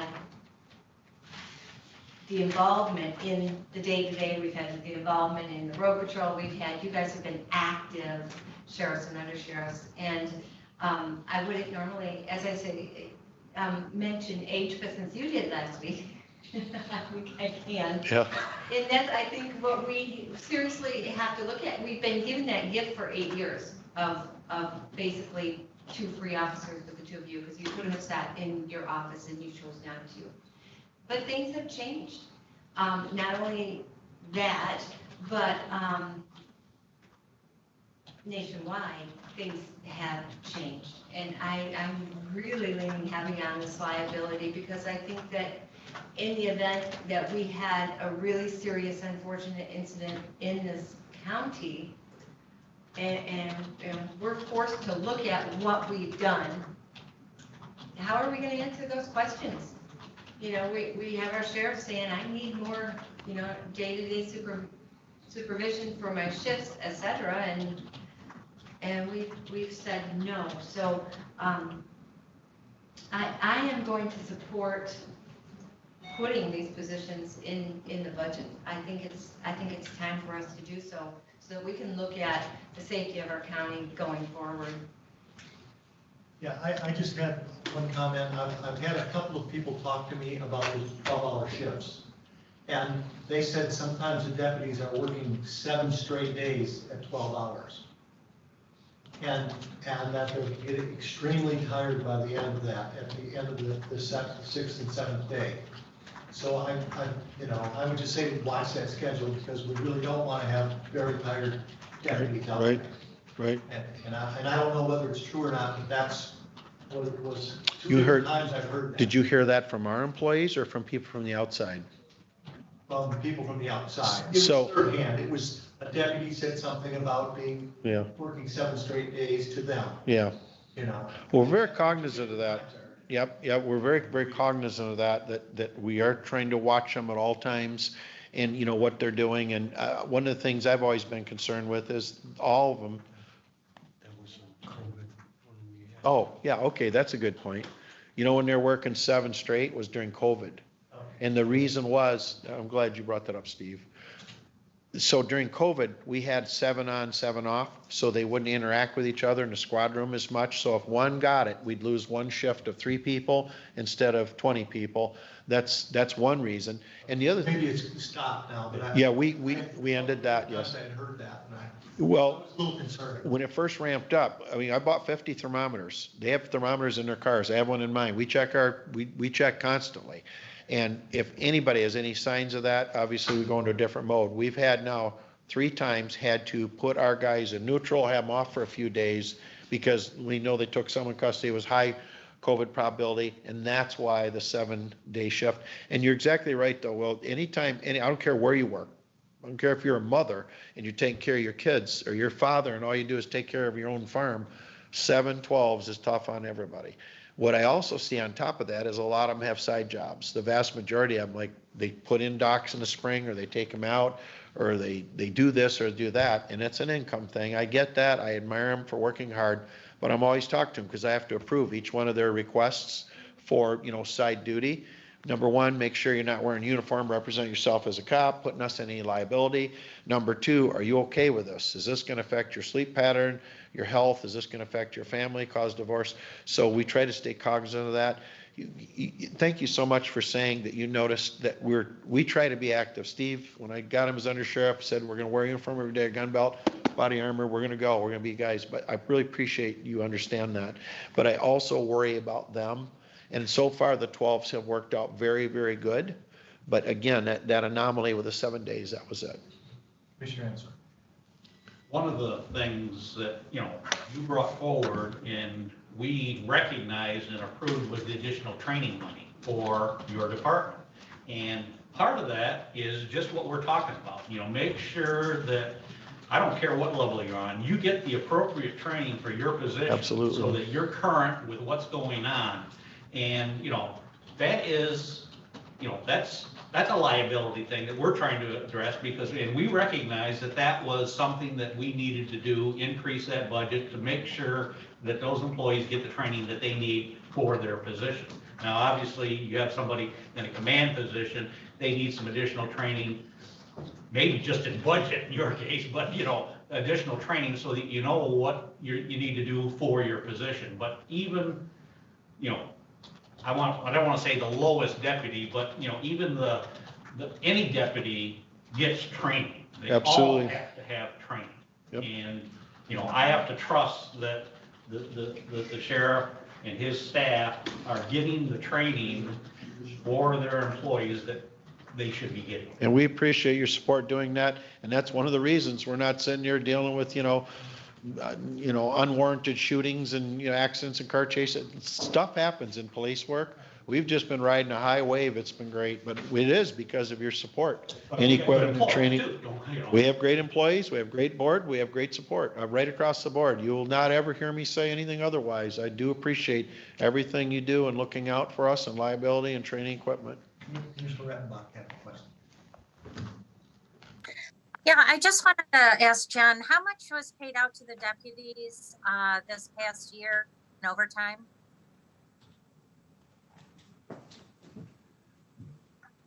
You want to know the number for 2020 or what was there for 2019? 2019, 2020, whatever, you know, is convenient. I'm just trying to get a ballpark. So the figure that's audited from 2019 is an adopted budget of 50,000 and audited is 50,731. Okay, thank you. And then, you know, cost of fuel, way to reduce your budget. I think that's a little dangerous to think that that's going to last forever with all the hurricanes that are coming our way this year. Right. Have the cost of oil go up all the time. I think that the money that we're putting into training is really a good idea. I'm just really thinking cover the supervision with a current staff. So I'm not going to be supporting additional increases. That was hard to understand. It was, You broke up, Peachy. Yeah, quite a bit. But I do think we have the, the idea here and everyone's How much had did to we talk. Was get there any other reimbursed? last comment? 'Cause how much did we get reimbursed last year for special Yes, events? I You haven't know? had an opportunity Special to events, speak. right off the top of my head, I don't. And know. I What's the just figure we wanted to need to say dig? that We didn't grab that. we provide training, we provide the personnel. I think we go out of our way to support our sheriff. But I think sometimes what we miss is the importance of the structure of any organization.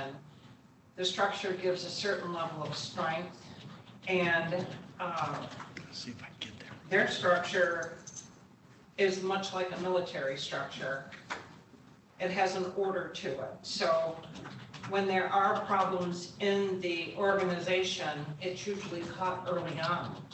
And in the situation that the deputies are faced with, life or death at that moment, in some instances, I think it's very important that we do have a level of supervision on the road at the time it's needed. Sometimes those things cannot wait till the next day when somebody gets in the office. So I do support this. I'm not sure if you're gonna get one or Just short of two, 11,000 but for I do think 2019. that we need to take a look at this. One, as Commissioner Lautner said, our exposure as a county and the potential liability with not providing what is really needed for the safe, secure operation of our sheriff's department. So, thank you. Thank you for coming in today. Thank you for support. Commissioner Bonnick, you had asked about the overtime. We were allotted 50,000. Jen, you said we were over at 50,731, just about $700 over our budget. But I just asked the undersheriff check on something. We had almost 11,000 in reimbursements back. You heard probate court talk about that. So when we do the Cherry Festival or M22 Challenge, they pay us back for that overtime. So we brought $11,000 back in to the county. And I'm not sure how much we bring in by fingerprinting and by the cost associated with, for instance, we do livery inspections, God bless you, livery inspections, at marinas and things like that, hundreds and hundreds of boats. There's money being brought in. It's not like it's a big money maker, but we do bring money back. So in that light of that overtime, 11 was brought back. So I know you need to discuss this further. I think I presented what I need to present. I feel we have a need for it. You've been tremendously supportive. I appreciate it. And you make your decision and we'll live with it. But I do want to thank you again for your support because you're awesome to work with. I appreciate that. Thank you very much. Thank you, commissioners. Appreciate it. We have a 5-minute break. Okay, yes. It's 10:30 and this is our usual break time, so we'll take a 5-minute break here and come back at 22. Just a reminder, Commissioner Lauter, Commissioner Bonnick, Michelle and I have a court judicial meeting at 12:30 or 12. I just crossed it off my calendar. That one. No, that's, the three counties? Yeah, Yes. that's what I was asking about this morning. Oh, I see, you said court meeting, I thought you meant some court meeting here. No, that meeting's Okay. still on. So, okay. I noticed on Zoom, when I was talking to commissioners, I have a white spot on my head. You'd be surprised how many people tell me, man, you are going bald.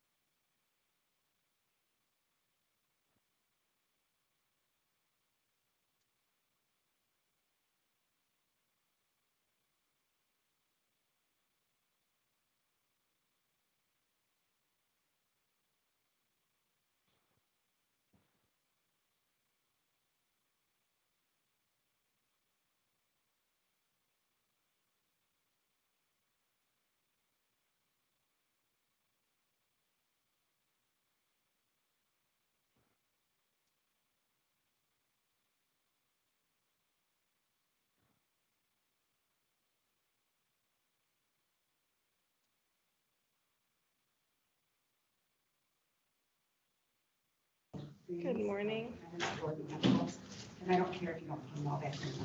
You want me to take this? Yes. Okay, thank you. I could call this back to order. Okay. Yes, I understand.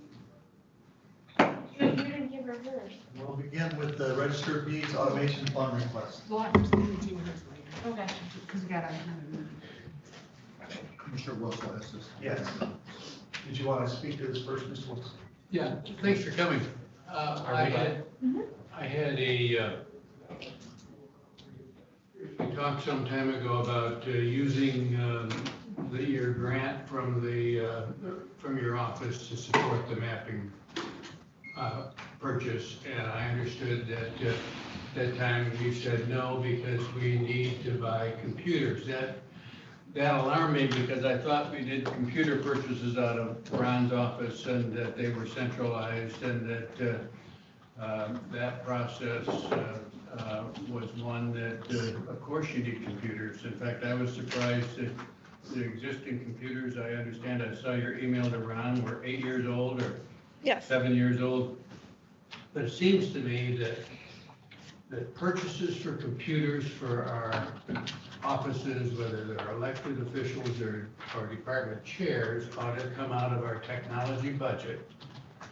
And if in fact we don't have the money in Ron's budget to purchase the technology that you need, then we ought to transfer the money out of that grant program into the central technology budget to make that purchase. It just seems sloppy to me that we were having, you have to purchase your own computers. Then I was concerned about consistency.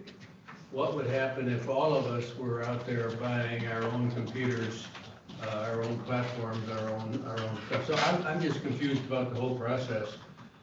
I thought that it would be, we need that mapping system. Let's use the funds that are related to that, I think, for that, and then let's have our technology budget provide you with the technology that you need to run your office. So that's what I wanted to talk about. Okay, well, just as, before Dorothy starts, we do purchase all computers for all the departments, so Dorothy's office is eligible, just like sheriff's office, just like register of deeds, everybody. I don't think we've ever allowed departments to purchase their own computers in the past, have we, from their budgets? The last time before Dorothy was elected, they purchased computers. Okay, but they are eligible to get from the technology fund. Yes, that's correct.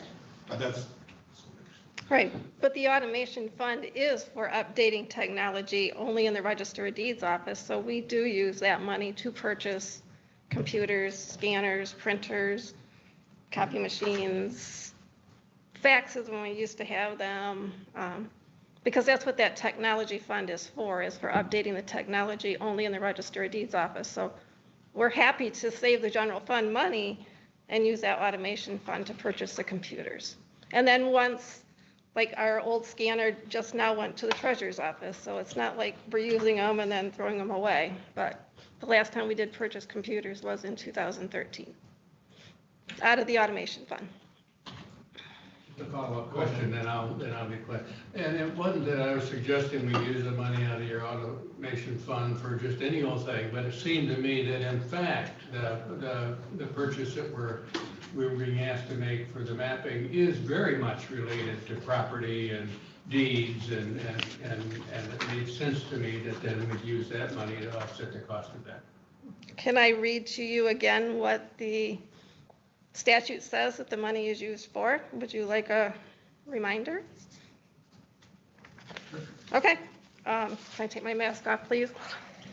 It just says the Register of Deeds in each county shall expend fees credited to the fund under section 2567, subject to an appropriation under the Uniform Budgeting and Accounting Act, and it's got a bunch of PA numbers and stuff, for upgrading technology in the Register of Deeds office with priority giving to upgrading search capabilities.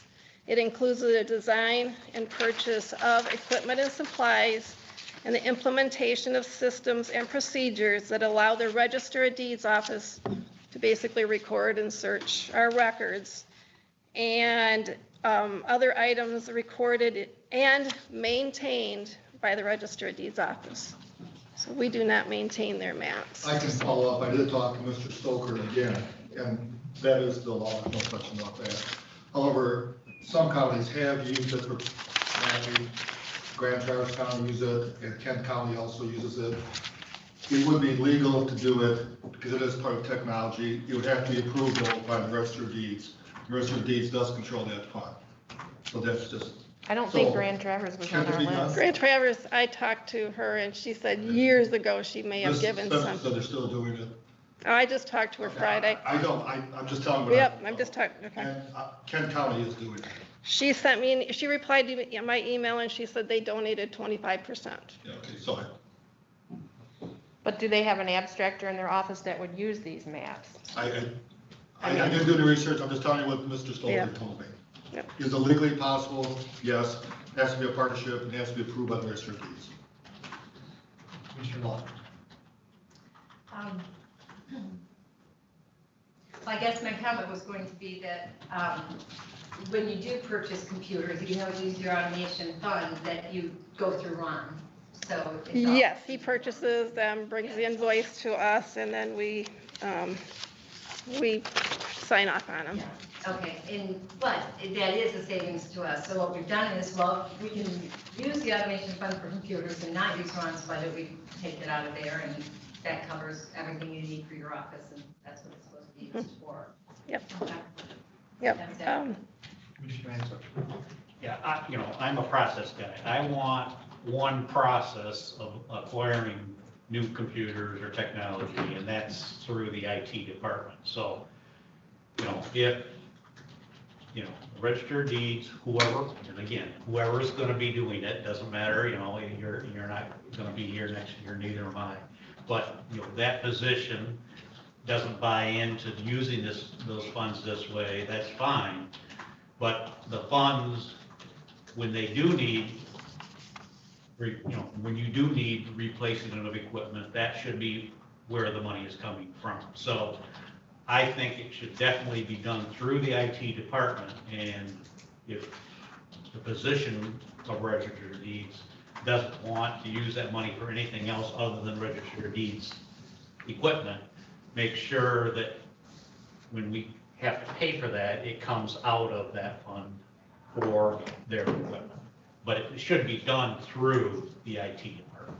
Yeah, I think usually we do it through the, Ron takes care of ordering it and everything. Right, No. We right. pay. It's gotta go beyond that. It's gotta be compatible with everything else in the building, it's not just, here's what I wanna buy. No, Right. Ron or the IT, we're outsourcing a lot of that stuff. Whatever they wanna get has to fit in with our security, our network, our infrastructure, our philosophy of, how we back up stuff, all that kind of Yeah, stuff. and I did talk to Ron, that's not an issue, that has occurred. Okay. yeah, I mean, usually we do it just out of, capital outlay of over $5,000 or whatever is what, usually we put it in the budget, but if he wants, when there's computers ordered, if he wants money transferred to his fund and then paid from his fund for it, I don't have an issue with that, but, All I'm saying is, Yeah. I want a process of buying any equipment, I don't care what department it is, that we follow that process to make sure it's compatible, it's secure, it matches up with our infrastructure and our backup procedures and all that kind of stuff. I don't want a rogue department out here doing something different than everybody else and having a That's an- problem yeah, because, I guess that's an accounting thing, so. that's where I'm at. Well, I guess my thought was, I was thinking we could have a partnership with the planning, equalization, and the Register of Deeds to help purchase the mapping. So that all the county can use it. And if you want to use it, if they're available to you, which I think it is, if you want to use it, I don't know whether you do or not. But in that way, that we use those funds and everybody has a partnership working together. And that's what I guess I was hoping that we could do, but it doesn't sound like that's gonna happen. Well, the law states that it's got to be maintained by the Register of Deeds, and we don't use their aerial mapping. Isn't that more for assessing and stuff? That's what they use it for, to see buildings on their on property and stuff, isn't it? That's how I understand it. We don't maintain those. The state's can come in at any time and say, what were these funds used for? And if they weren't used for what they were supposed to be used for another department that we don't maintain, I don't want to be liable for that. Okay. Commissioner West. But and I understand that, but it sounds then that the budget request that came from Trudy's office, we got the money in Ron's account that could pay for that. I mean, it doesn't look like we need to approve that original $43,000 request for mapping, because Ron's got the money in his budget now that he's not going to spend on their technology. Am I correct, Jen? I'll have to take a look at it. I did not look at Dorothy's request for capital outlay, so the 9,000 that's listed on this fund I'd have to look into see. I think what you're going for is you want to see the 9,000 go to Ron's budget and then see the general fund lessened, or this 9,000 goes to the general fund and then the purchase goes through Ron. Because the Register of Deeds does pay full IT, because a few years ago Dorothy didn't want to transfer in from this automation to the general fund, so that was eliminated. Right. And then the board did a cost allocation request to show that this fund costs the general fund 10 grand to administer each year. So you're stating that you're looking to see if the 9,000, if Ron pays for the computers, then this 9,000 would be deducted from Dorothy's general fund expense, or excuse me, the Register of Deeds computers charges. And you'd share it that way? Yeah, I may be confusing it, but it seems to me that my original statement was that I thought that the Register of Deeds computers ought to be paid for out of the technology fund. So Ron would have to increase that because he does not have that in his budget. You did not ask Ron to put that in there. It's coming out of the automation fund. Right. Right. Is where we asked it to you were come going to from. purchase these on your own. Out of the automation fund. Correct, but you're also charged through Ron's budget to maintain those. Correct. That's being hit by the general fund. Right. So your general fund, when you look at your budget, you'll see computer charges. Your computer charges are through Ron, and he cost allocates that to the general fund. So your automation isn't paying for the sustaining of those computers. Right. I was just looking at Jen, because I just want to make sure that you were aware of that as well. Isn't there some money that comes out of the automation fund to pay Ron to maintain those? No. I thought there was. No, the cost allocation is different. The cost allocation that the board implemented, the cost allocation plan is not designated for Ron. The cost allocation is a plan that the county adopts each year, and it shows insurances and searches and things like that. So the money that you take in, the cost allocation plan, the treasurer hits it. Is that the contingency? No, contingency is the money that you have left over in the budget. Okay, so which line are you talking about? Because there is a computer charges rental line item in the automation fund. And it's 0. Okay. You eliminated that in 20. Okay, so the cost allocation or whatever it is that you're talking about is the general fund transfer out, so. The general fund transfer out, but it's not for your computers. Right. Right. That's the board implemented the cost allocation plan. So just one final comment, if I could, and then I will stop. I think I was looking for the same kind of partnership that I heard the chair speak to. When we had the monumentation grant, there was an issue about that money as well. And I just think we all play in the same sandbox. And we could work together to save us some money and still get what we need. And that's what I thought we could do with this. Well, and, I'm all about partnership, but when the state tells us that this money has to be used for something that's maintained by our office, that is all we can use that money for. We can't give it, let another office use it. And I don't want to be on the line for that when the legislature comes in and says, where did this money go? I don't think we're trying to have it be out of line. if I heard Jen right, you're not maintaining the computers. Your office is not, it actually comes from the IT when the Right. maintenance comes. So you're out of, if you're using that for the reason you wouldn't do it, then those computers are not being maintained by you either. So you're not using your automation fund for that, but you're buying them through it. So this would be the same But thing. that's upgrading the technology in our office to new computers. Yeah, I mean, the idea is we're trying to use the funds in the proper way too. We don't want you to. I don't want to use them improper, and I don't want anybody getting in trouble for using them improper. And if the maintenance of all of these things comes out of the computer IT fund, then you would be maintaining them. The funding that goes to the automation fund or the computer fund, IT fund, is maintaining those, which is part of your money. So it could be a 25%, it could be something, if you're willing to do it. But that's, I'm sure it can be worked out. And we're not trying to get you in trouble in any way.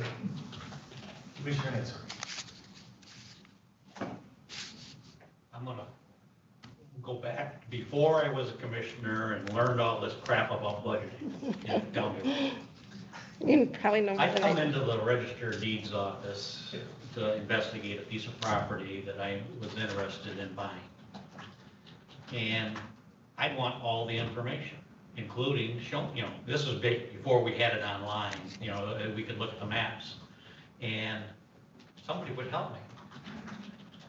And, I didn't care if it was the Register of Deeds controlling that map or planning. I'm just a taxpayer coming in, trying to get some information from the county.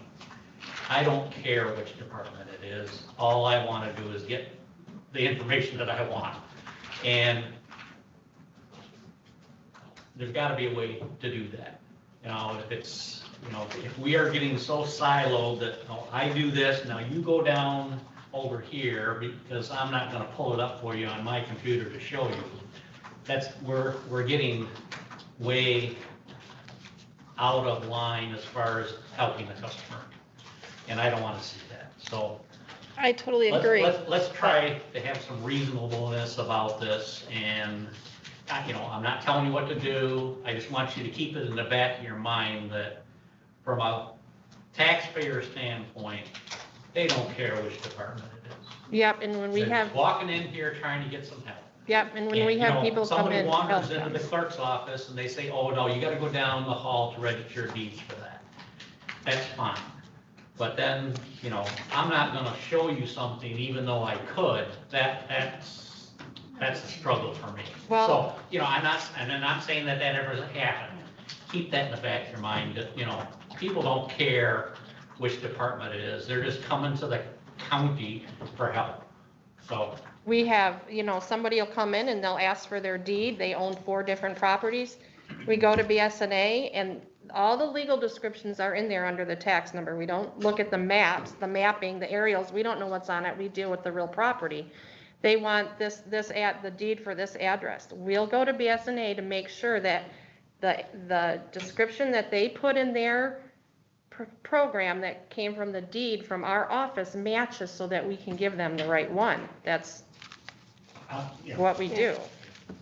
But it doesn't have anything to do with the aerials and what's on the property.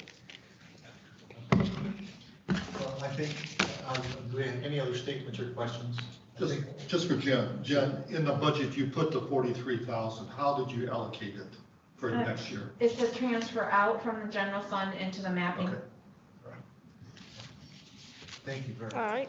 Appreciate it. Okay, thank you. Thank you. So then that will bring us to the motor pool fund. I think it was a follow-up discussion with the sheriff about the boats, right, Jeff? Is why it's on it, to talk about it. Because we had a discussion Tuesday at the board meeting, we said we'd talk about it at the budget meeting. Things, Yeah. find a fund. So, is it, Jen, from a technical standpoint, from a county standpoint, is it possible to do what the sheriff is requesting, or do we have a system in place right now to have that occur? If the board wishes to set aside money for boats? So I did speak with, I sent an email to the auditor, and he did send back, because I was telling him what we were looking at. And he did send back that through the chart of accounts, the marine safety, as the sheriff was stating that he wanted marine safety, I don't remember what the actual formal request is a general fund expense and grant. So that stays in the general fund. If you choose, when you sell the boat, to put it in the motor pool separated, then that's your choice as commissioners. Typically, we try and do our capitalizations that way in the event that you would have another purchase. Let's say, for instance, if this boat was purchased with a marine grant, let's say in 1994, then those dollars would come back to the general fund as a sale of assets versus the motor pool. That's kind of what he's stating. Yeah. Well, and I'm wondering if, and I don't think this one was purchased through a grant, but if a boat is purchased through a grant, does sometimes that money, if it's sold, have to go back to the No. state or something? No. No? No. Okay. Commissioner Locke. Well, that was the point I was gonna make. I did think this one was a grant, but maybe not. That little while ago. Yeah, I'll have to go back and look. Yeah, okay, as long as it doesn't have to go back to the grants. I was gonna ask that question earlier in the week too, or last week when we met, but, so somehow we set up this motor pool fund, separate from our general fund. It's in our general fund, but it's earmarked or whatever. But we can't, Like a he doesn't restricted think we fund? can set up a separate, you know, Boat fund? boat fund. No. Nope. So can we leave it within the general fund, but under its own line item? So typically what you don't do with the general fund is because the funds they roll. So just like with the donation line items, it's an adjustment that I will make each and every time. Donations used to run in what we call a trust and agency, it's a 701 account. And that was eliminated two or 3 years ago with that, so now we have to keep that. The sheriff's office is under the general fund, so that's where your deposits, your donations, and then your expenses would come from. In this situation, as Michelle has stated as well, if you sell the boat at auction and you receive, let's say you receive $10,000 for it, we would deposit that into the motor pool as a sale of a fixed asset, and we hold that cash that they received in a designated cash number within the large purchase. That was my next question. That Could is- we do that then under the motor pool fund? Yes. And it would be the boat Yes. fund under the motor pool fund? Correct. So what it is you could almost think of it as an asset redistribution, to reestablish or redistribute those funds. Years ago, there was a grant that we purchased a boat, and the general fund had done an expense for the total of the boat.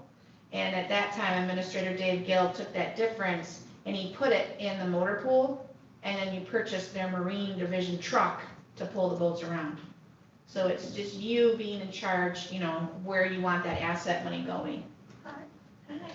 Is this where I sign up for tires to be delivered? One more office over. Okay, thank you.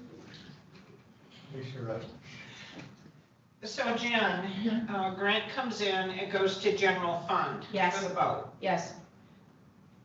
When the purchase, when it comes time to purchase, does it go to the motor pool, marine side of that and purchase from there? No. It'll come back to the general fund. It'll come back to general Yes. and general spend. Generally, you would have a Okay. match. Mhm.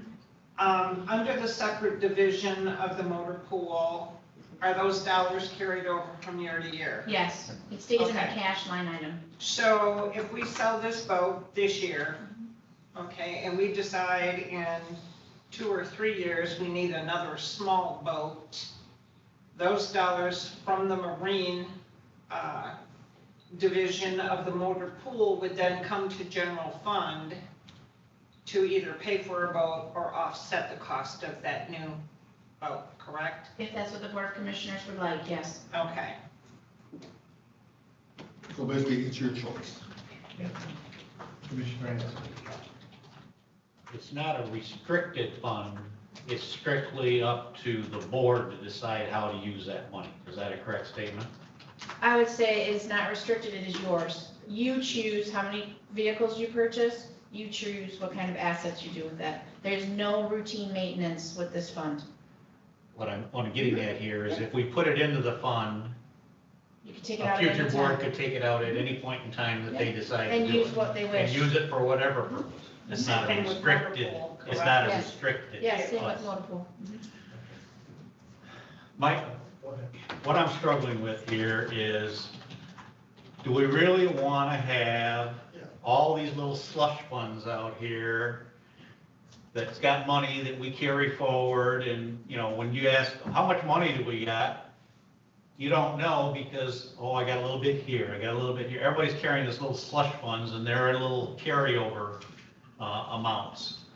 And I struggle with that. I'm just being honest. I would prefer that the board know you know, just by looking at their budget and looking at their accounts every month, this is how much money we got in the bank.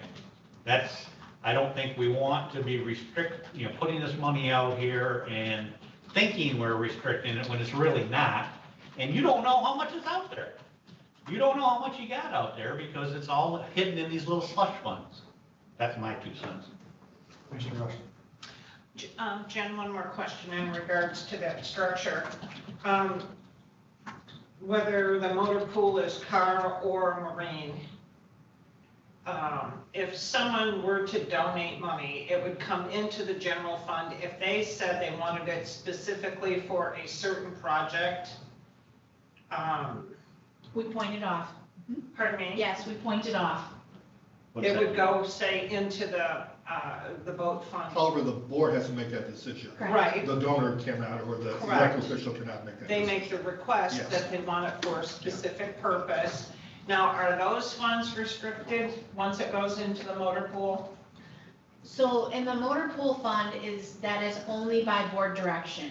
Okay. If you want to take a moment and you want to go into your expenditures under the sheriff's department, so you're going to go to your public safety, and you're going to go to page 5, to the marine. So it's going to be page 8.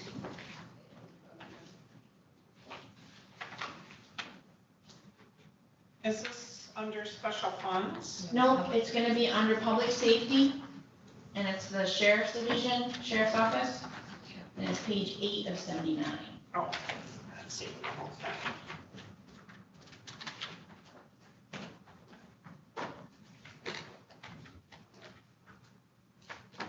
Marine specific. You're gonna show us something. So this is how you know that that money was donated specifically for marine use, and you were just knowing that that money is out there for that purpose. Correct, so I keep track, so Peachy and Patricia, were you able to find that? Okay, so under the 225-331-727-006, any donation that comes into the treasurer's office that is marine specific goes into a line item revenue. I correlate then later, once I have enough, and I adjust this to reflect the previous year rollover, meaning what was not spent, and any increase to those donations. The sheriff's office then has the sole discretion on this, meaning if they wish to spend it, they'd have the $2,000 limit. Anything over above 2, they'd have to come to you. Okay. I just wanted to clarify something. When it comes to budgeting, I don't want to look at our set-asides as slush, because they're really not. I just want to clarify that. I think we have a really tight budget. But I like to look at them as little savings accounts set aside or earmarked for future purchases. And I think it's a frugal way to do the budgets, because if we didn't have some of these and we were just looking at general fund and dollars, you know, we could be spending money that we really don't have, you know, and not thinking about the anticipated. Now, if one way to do it, because I I don't want to get too many of these, I agree with that. I think that it could be really cumbersome, we wouldn't know what we have. So the important thing is to know what we've got. So one other way I'm thinking we could do it is that all of these would be listed in our CIP, because I think that's very important too, that we set aside some of these savings accounts in our CIP. So as long as they're all in there, it'd be an easy reference point, if at all possible. I'd have to ask accounting if that's even possible to do. But if they could be listed that way, we would know. Because you're right, we do have to know, we just can't overspend. Well, and I think that was part of my idea of having some kind of, boat pool or boat, and I don't care if it can be an emergency, if we had to take it for something else, we would. But the point is to try to set it aside, because it's like I keep saying, in what, 15 years, we're gonna have to replace the roof on here, and I know the first time it was, I think, $50,000 or something, and I'm sure it'll be 3 times that when we have to replace it. So that's something we have to be aware of, that could be in capital, improvement funds or whatever, but we have to sort of plan, have maybe a 30-year plan, or but regardless, that's why I think it's a good idea, and if that's where the money goes into that marine safety fund, I think that's great from the boat. And we just keep doing those things. Commissioner, question. Jen, under the marine-specific donations, does that roll? I basically force the roll, so it does not roll. I recreate that every January. So if there's 1,154 left at the end of this year, then I will create a new budget in January and put that number in there. Okay. And the undersheriff is very consistent in letting me know that it needs to be on the book so he knows what he's got. Okay, I just wanted to make sure. Yeah, it's the Given same, how but it's- there's the K-9 in the sheriff's office budget. Commissioner, what? It does seem to me that we need to make sure there's a mechanism in place. So if somebody makes a major donation to the sheriff's department for a future boat, that future boards have to respect that donation as well. And I know we can't make decisions for future boards, but if I'm going to donate $50,000 for a boat in the future, I don't want to read in the paper in a couple of years that we've used that to pay for a roof. So I understand why the sheriff wants something, and think we need to figure out a way to do it with our auditor's approval. All right. So I think that's, as far as I see that's what we're trying to do with this. So have it go into the motor fund and be designated as the marine safety. Yes. Okay, so then we move on to Leelanau Clean Water. Yeah, this will be quick and positive. I did meet with the unofficial chair of Leelanau Clean Water. She's done a great job of restructuring. They're very close to having the documentation done. The reason they didn't spend money this year, I think Commissioner Wessel may brought it up. They had a series of seminars planned this year at the Leelanau School as well as here. Obviously with COVID, those were canceled. So they're trying to reschedule those seminars on various topics for next year. She also was under the impression that since we severed our partnership with them July 1st, they didn't have access to the funds for this year. So I told them, no, that the commitment for 20 years is still there. So their fees they're doing to restructure, all the paperwork done, will actually be paid for from this year's budget. So they are very pleased. They told me to pass this on. If you were to allocate the same amount as last year, $4,500, instead of using it for those legal fees and so forth, they'll put those through seminars or workshops. Their paperwork should be done here very quickly. They have a restructured board, and they're going to go for their tax exempt status also. So there's a legal counsel in Traverse City that's working with them at a reduced rate. So they want you to know the update, why they didn't spend the money, what their plans are, and they are going forward. She just thought they would have to take it from next year's budget because it was July 1st, so she thought she could have used that. I know, but we're gonna have to have a contract. Yeah, we will. Okay. Once they, just like everybody else, Yeah. assuming you approve the money in there, once they formally get the paperwork done, I'll have Coast Oak write up an agreement just as we do when we do the 2% grant. So that will be the next step. So they said thank you very much, and I just want to clear that up, why they didn't spend the money last year.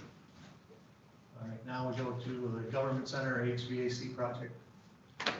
This is a big topic, I think everyone wanted to talk to, so let me just start because a couple commissioners have asked me for my viewpoint.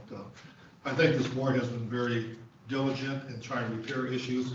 We had two major issues several years ago we didn't plan on. One was the roof, a major ticket item, and then this one. As you know, we struggled with both projects, how to go forward. We got the roof done, it's working well. Actually, three projects, because we had the HVAC next door also. We took care of that. I think it's working well. We took care of the roof. This was obviously the biggest project. And I can't remember how many special meetings we had on that, looking at the options. I think you really have been diligent in repairing it. You did approve the phase 1 project. It's 95% done. There's a few pipings yet. The system is working. You approved the removal and replacement of heat pumps. You did 10 of those. You just authorized 10 more. We're at number 9. The problem we had recently, we thought were related to the system. It was because of what Gary O'Connor found with the piping system. You approved that last week, the 38,000. That should take care of those issues. Those issues were primarily in the clerk's office. Those should be taken care of. In a perfect world, it'd be great to go forward with phase 2 and 3, but from a financial standpoint, not knowing what we're looking at, I personally do not think it'd be wise to us to go forward at this point. We are addressing the issues. I asked Gary last night, are there other issues coming up that we do not know about that are critical? And he was not aware of any. We have been proactive. The biggest problem we're having now is that problem we had with the filters constantly getting plugged up, and we could not figure out why that was happening. And we addressed that. They're gonna start to work fairly soon. Can we go forward and maintain the buildings? Yes, I think Tony, you probably put it the best. If we take that money and repair them step by step as they break down, at least for the next couple of years, I think we'll be okay. John did, before he left, so I think he was gonna talk about this. This is from Huntington Bank, if we were to borrow the money. And John had a health issue, so he had to leave, you probably know that, but I'm sure John was gonna explain this. I have not seen this till he gave it to me this morning. But I think you asked for some information if you were to borrow the money. If I may, Yes. I had an opportunity to walk through the system as best I could with Gary after our meeting last week, and I really appreciate that. So I want to thank him for doing that. And as he said, if we can get some inline filters to take care of that problem, so we don't have future problem with the piping, I'm a little bit more comfortable with waiting. And I think that Commissioner Rushton brings up a very good point with our jail bonds. If we can get a few more years without spending too much by limping along, that would be a very logical thing to do to get those bonds paid off and start looking at this. But this will be, thank John for this information for us too. Well, Gary said he really enjoyed that tour, that he was impressed that you were so interested in it. Another key point is you have to remember, HVAC system next door is completely different than the system here. That one was broken. That one we could have not pieced together. I mean, we could have, I don't think it's been a wise use of our funds. We addressed that properly, we took care of it, it was a major expense, it's working. It's not the same as this building, they're completely different systems. So I don't want to think just because we did that one, we should do this one. There's a different system. Gary O'Connor's personal opinion is we can go forward for at least a couple of years probably of doing what we're doing. We're not aware of any other heat pumps that are in imminent danger. We think the filter process that has been causing the problems will be resolved by the piping. That will be incorporated into whenever we do the next phase also. And so from a financial standpoint, not knowing what's going to happen at the state and federal level, not knowing what's going to happen here with taxes and everything, we are, I think, taking care of the problems. They are being resolved. I'm not getting people in my office complaining. The complaints that we've had, I think we have taken care of. The biggest frustration was Gary could not find why those filters were getting constantly plugged up. Well, I think we found the problem there too. And I have great respect for the work Gary does. He's been very, very proactive in going forward with repairs. So can we maintain the system, have a comfort level for our employees by doing what we're doing? I think the answer is yes. Commissioner Redenbach. Yeah, what is the information on the handout that you just handed out? I emailed to you this late, probably around 9:30. It's just a proposal from Huntington Bank if we were to borrow the money, a breakdown of what the cost and the payments and so forth. I emailed to you probably around 10 o'clock or so. Okay. I actually emailed to all commissioners. Yeah, I was a proponent of borrowing and so on, and I can understand that it could become a problem. So I'm willing to, go with Gary's recommendation, your recommendation, and go along with your commissioners. I just want to make sure that the air that's coming in and out of that building is clean and there's enough makeup air. Yes, matter of fact, let me address that. Thank you for bringing that up. Mark Perry, the engineer who runs the system, he actually has, when we started with COVID, modify it, and that's why you see a lot of stuff running much more. We're getting, I think, at least 50% more air than what's mandated, and we're way above the standards. We're running those filters, I'm not an expert in the area, much more to get more clean air constantly circulating in the building. And so I think I might have told you that probably back in April when things were with COVID, we modified the system in both buildings to get more fresh air circulating constantly. That's why sometimes it may seem a little cold in the building. And I'm not an HVAC person, but Gary was explaining to me because we're bringing so much more air into the building. So yes, we are doing that.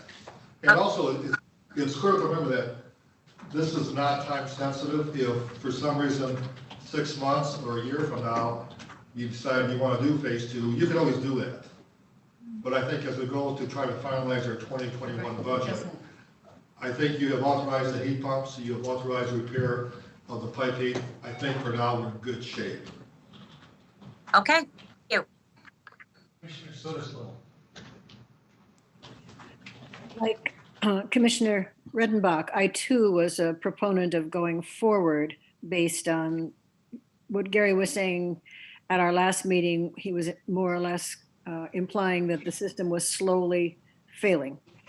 And that didn't make sense to piecemeal in my mind. But given that he's saying he feels these problems are going to be resolved, and it also made sense from the standpoint of interest rate is as low as they're probably we're ever going to see in the future. But again, given that he feels that we can limp along, I think you said, Chet, for 2 or 3 years, with nothing major hopefully happening, I feel then comfortable. Well, still uneasy about it, but I think sounds like it's the right thing to do. I think it was a different time, different era. We might have thought differently, but just to be conservative. Now, that doesn't mean in 3 months or 6 months from now, a major piece of equipment could fail, and then we have to go back to the board. But we do have the ability to do that at any time. We could do the bonding at any time. We could borrow at any time. It's not contingent on a specific date. But as you're trying to wrap up your 2021 budget, I feel comfortable we can go forward, take care of the problems, which I think we are, and just see how it plays out. Any other questions or statements? And then we would move on then to review the revenues and expenditures. Yeah, I just put that as a general thing. I think you want to have a discussion on some of the discussions. On these topics. Yeah, because Jen would then, whatever you decide, Jen will update your booklets here for our next session. Right, Jen? That's what you need some? Yes, if you give me enough time, yes. Yeah, Changes, yes. But Jen needs some answers to some of the questions that we talked about. So, I mean, we go back to up to the top, to the, court staffing. We have Commissioner Rush. I have a question on that. I'm inclined to support the added hours. However, the judge volunteered to compromise in other areas. So if we could cut her budget in those areas that she was willing to compromise on, I think that they have made some good points as far as not only getting caught up, but possibly being able to bring more revenue into the county over time. I would like to either see the added hours, or I would like to be able to give the judge a little bit more time, one way or the other. Whether, and I'm not sure what you called it, where we could extend her hours.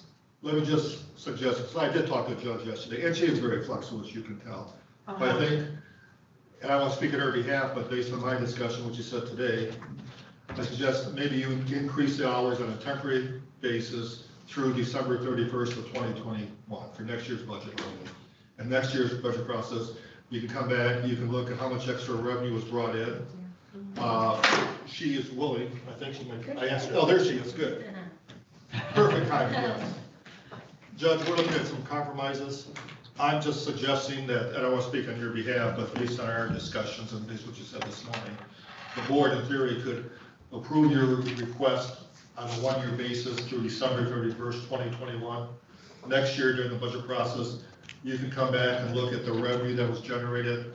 You can look where you are with your legal fees and so forth. We could implement the cuts, the reductions that the judge suggested. Volunteered. You can approve her request on a one-year trial basis through December 31st, 2021. That would give you a full year of the extra hours and would give you the ability to invoice those people, see how much revenue was brought in. Yes, we have to put the healthcare into the budget. We have to do that. But the reality is, unless of course some quiz, that money's gonna go back to general fund. So yes, you're gonna budget it, but the reality is it's not gonna be allocated. So there is a savings there. But if you did that, I think it would be a fairly good compromise. I don't want to speak on your behalf. Well, you're proposing that the four days go into effect with the cuts I recommended until next year. We're taking another look. Through the whole year, through December of next year. All right. And then you can look at it. Something you were gonna I say? just wanted to make sure, so when Chet mentioned about the healthcare isn't gonna stay in the general fund, it's gonna move to the health insurance fund. Yeah. So I just wanna make sure that everybody got that. Okay. But in reality, that money will not be spent. The odds are 95% the money will not be spent next year. What I had said, Judge, before you came in, I said I was inclined to support your request,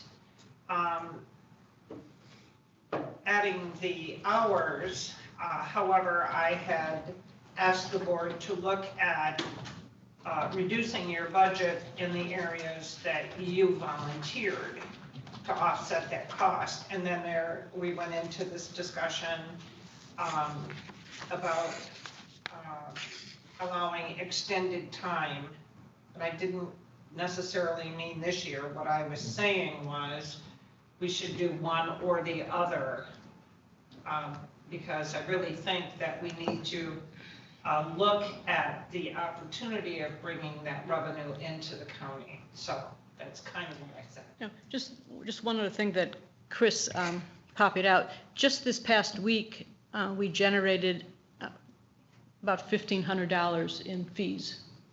That may be a high week, but you know, money's come into the general fund. So my understanding is we're going to increase the wages portion, $11,519, and reduce the court-appointed fees, $4,000 and $1,000, based on the judge's suggestion. So. And the travel by 1,000, right? And, yes. And the travel by Travel 1,000, budget. correct. Mhm. Any other comments? So, I don't hear any opposition to, yeah, Commissioner Sotomayor. We're talking about this for 2021. We're not making a permanent cut in those areas in her budget, if I understand what's being discussed. We're talking about it for this year. In essence, those are dollars that she would not be spending anyway if they were remaining in her budget. I would say that's correct, plus we're talking about the addition for 2021, not necessarily permanently. But in addition, for the addition for 2021, but I was more concerned with the cuts. If we cut it out of the budget, then it's not in the budget that's being looked at for 2022.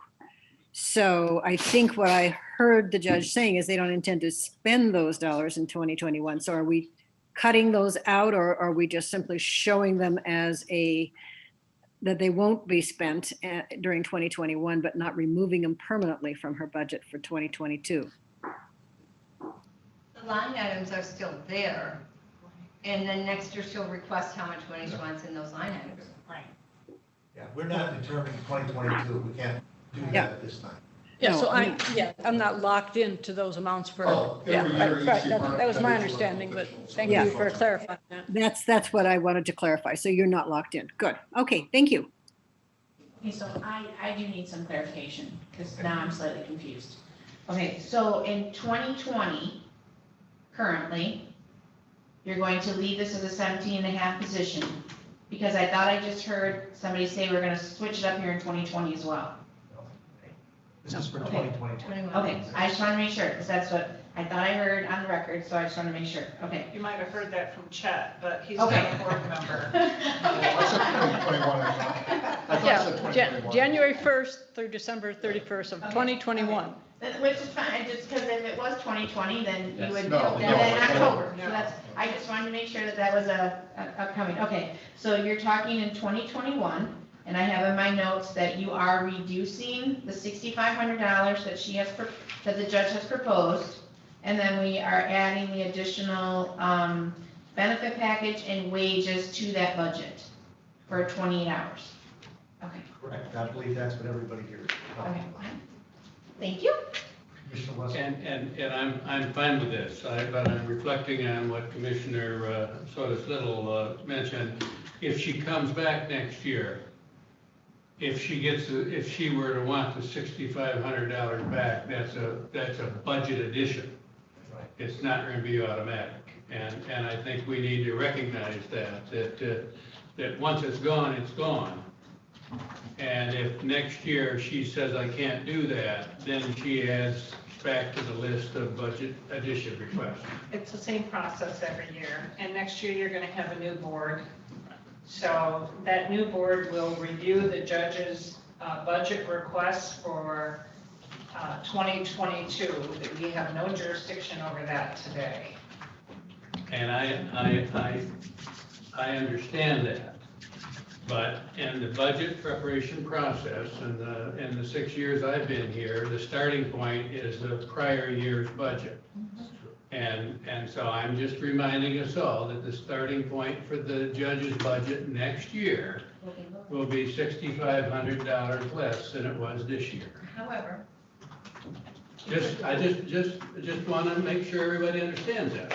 but there's 3 prior years to look back at for reference, so it'll be in there. It'll actually be more because we're adding this 11,000 in. So, Well, if you all say yes, I can live with this, absolutely. so that's the important thing, I think. We appreciate you working with us, Judge, on Thank you. this.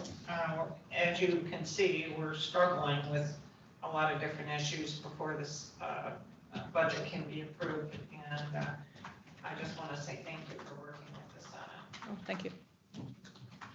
All right, then. So I assume that was 7-0, and Jen should put that in the budget? I just did, Yeah. so consensus from the board is to add the position, to increase the position to Yeah, 28 right, hours. I'm not sure we're all clear. Correct. All right, thank you very much. I won't take another donut. I'm leaving to celebrate, No, thank you very much. There's a half a donut. We'll move on to the sheriff's office there, reorganization. I'll take a cup of coffee. What's the idea here? Commissioner Rush. Well, for me, I would like to see full staffing in the sheriff's department. But I also recognize that we are trying to be mindful of our budget.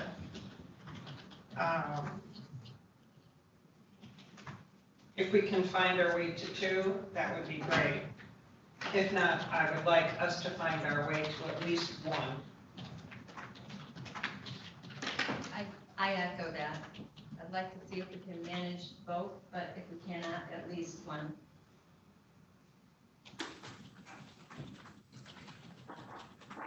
I understand the sheriff's request, and in an ideal world, we could do that. I think he's got the staff he needs, and I can't support adding $20,000 or $40,000 to the budget.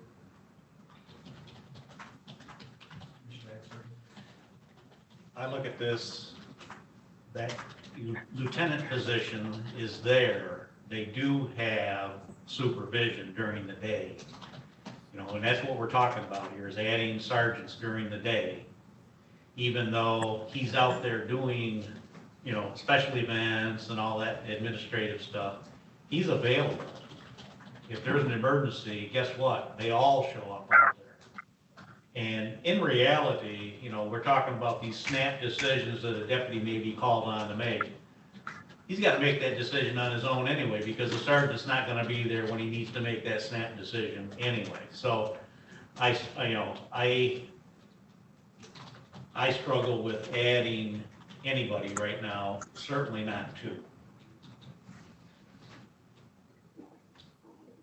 Any other comments, Commissioner Redenbach? Yeah, I feel like Tony does. I just think that the budget can't take another of two promotions for something that's already being taken care of. During the discussion, I pulled out my 2019 Sheriff's Annual Report, and I know that Commissioner Ansargi had asked in the past about, you know, crime statistics and so on. We have a very low crime county. The example the sheriff used about, you know, the guy in the drive-through. I mean, we don't have any drive-through restaurants. I mean, at this point, we have pickup, but I think that, you know, once you escalate the promotions, it's only going to go higher every year from there. So I'm not in favor of any increases in promotions in the department. Thank you. Commissioner Slotis-Little. I definitely would have a very difficult time supporting two positions. It would be nice if we could do what we just did with the judge's position, which is make it temporary for 1 year to see how it works, but I don't know how you do that. I might consider it if there were a way that we could work it that way. But you know, she was looking for 11,000, he's looking for 40 some odd thousand. And that's a big difference between the two. With even just one, it's 20,000. So, and we were pushing her to come up with money from her own budget and cuts, and there's no option on that in order to try to help balance the addition with the sheriff's budget, so it makes it difficult. I definitely couldn't support two. If there were a way to try it for 1 year and have him report back, I would be amenable to looking at one position only. These are union positions, we would have to have a letter of understanding with the union for a temporary position. So it probably wouldn't work. I'm just saying this, because these are union positions, it's not that simple. With the courts, obviously, that's a non-union position, we can do that, but these are union positions, and they would have to be an agreement and union negotiations with the union. I can understand what you're saying. And Go ahead. I understand that what he's striving for is a model that he feels would work for him. And I certainly think he does an outstanding job as sheriff. It's just an awful lot of money to look at this year. So if we can't work it out for 1 year, then I'm going to have to come in as a no.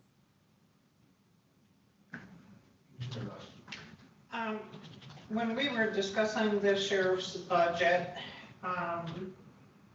there was a conversation that we had with the sheriff in regards to his training budget. He had an extra $10,000 added to his training budget. However, when he was here speaking to us, he seemed more than willing to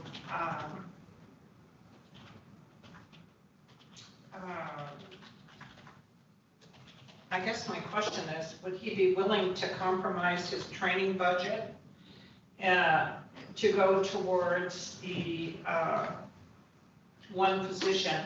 And I don't think we asked him that today. So I think before we can make a final decision, I think we need to ask the sheriff if he would be willing to cut his training budget by $10,000 so it would offset the cost of a new position or an upgraded position. Commissioner West. I would have a hard time supporting that. The sheriff consistently talked to us about how important training is. We need to support training. And I don't think we get new staff by cutting the most important activity we do, which is training. I don't support that. Well, and he actually cut his gas budget in order to put the 10,000 into the training. He said he had the cost savings because of how cheap gas is this year compared to previous years, that he was able to cut his budget by 10,000 and specifically to add it to training. And that's part of, the write-up that he has here. And Chad, can you get a clarification on that for us before we make a decision? Yeah, that is what he requested, $10,000 extra for training, and that 10,000 would come from his fuel budget. Gas. Yeah, that was in his request, so Commissioner Bunt is correct. And he did state how critical training is. Right, but we also do know that the gas budget at some point is gonna go back up when it goes up again, when gas prices go up, so, we're making a concession there that may not even hold up, gas goes to $4 a gallon, Commissioner Law.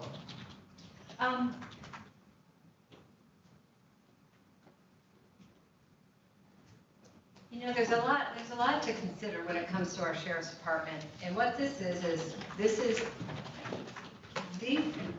the front line for public safety in our county for our residents.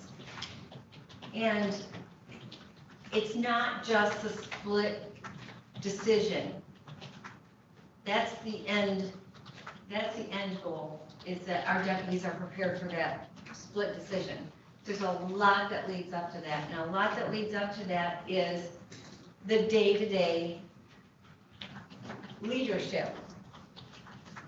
So right now, we've got 2 sergeants on night, and we have no sergeants on days. We have to explain that down the road if there's a situation. What we're gonna say is, well, we had the sheriff and the undersheriff. And a lieutenant. And a lieutenant who doesn't do the day-to-day with the deputies. Sheriff has said our lieutenant is doing administrative things. So what we've got is our deputies that are responsible only to the sheriff and undersheriff during the day. If we're okay with that, and there's a situation, and we can explain why we didn't give him that level of leadership that he asked for, then that's the way it's going to be, but I'm not comfortable with that. I really think we need to look at least one for daytime.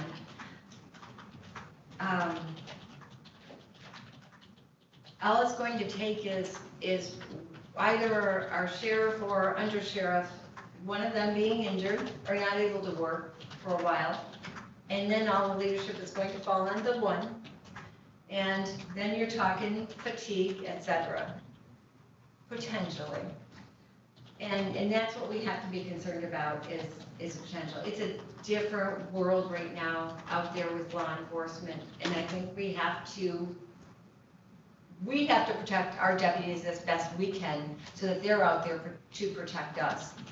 Because we are one situation away in Leelanau County. We've been very fortunate. That's been my mantra all along, is that, we're a peninsula county. We don't have the pass-through traffic. We're very low crime rate in the county. Everyone knows everybody and sees situations going on, but we have had some situations in the past. So I just think that we need to at least consider one. It isn't that much considering our budget overall. We asked for a tax reduction last week, and that did not go through, so I think that this, since that didn't go through, that this would be a consideration. Commissioner Ansel.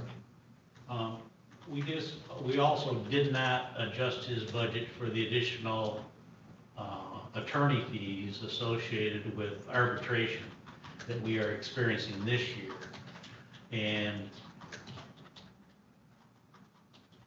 you know, this is our only opportunity to adjust that budget to reflect what actually has happened.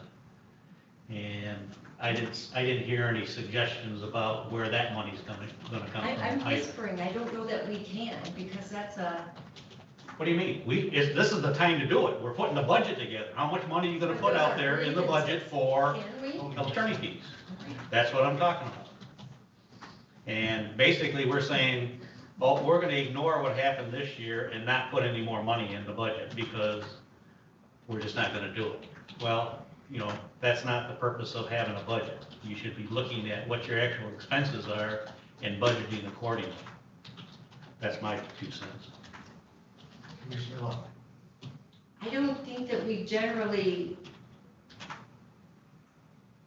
make departments pay for their grievances. And I guess my question is, can we do that? If our union grieves us, I'm not saying we don't pay it.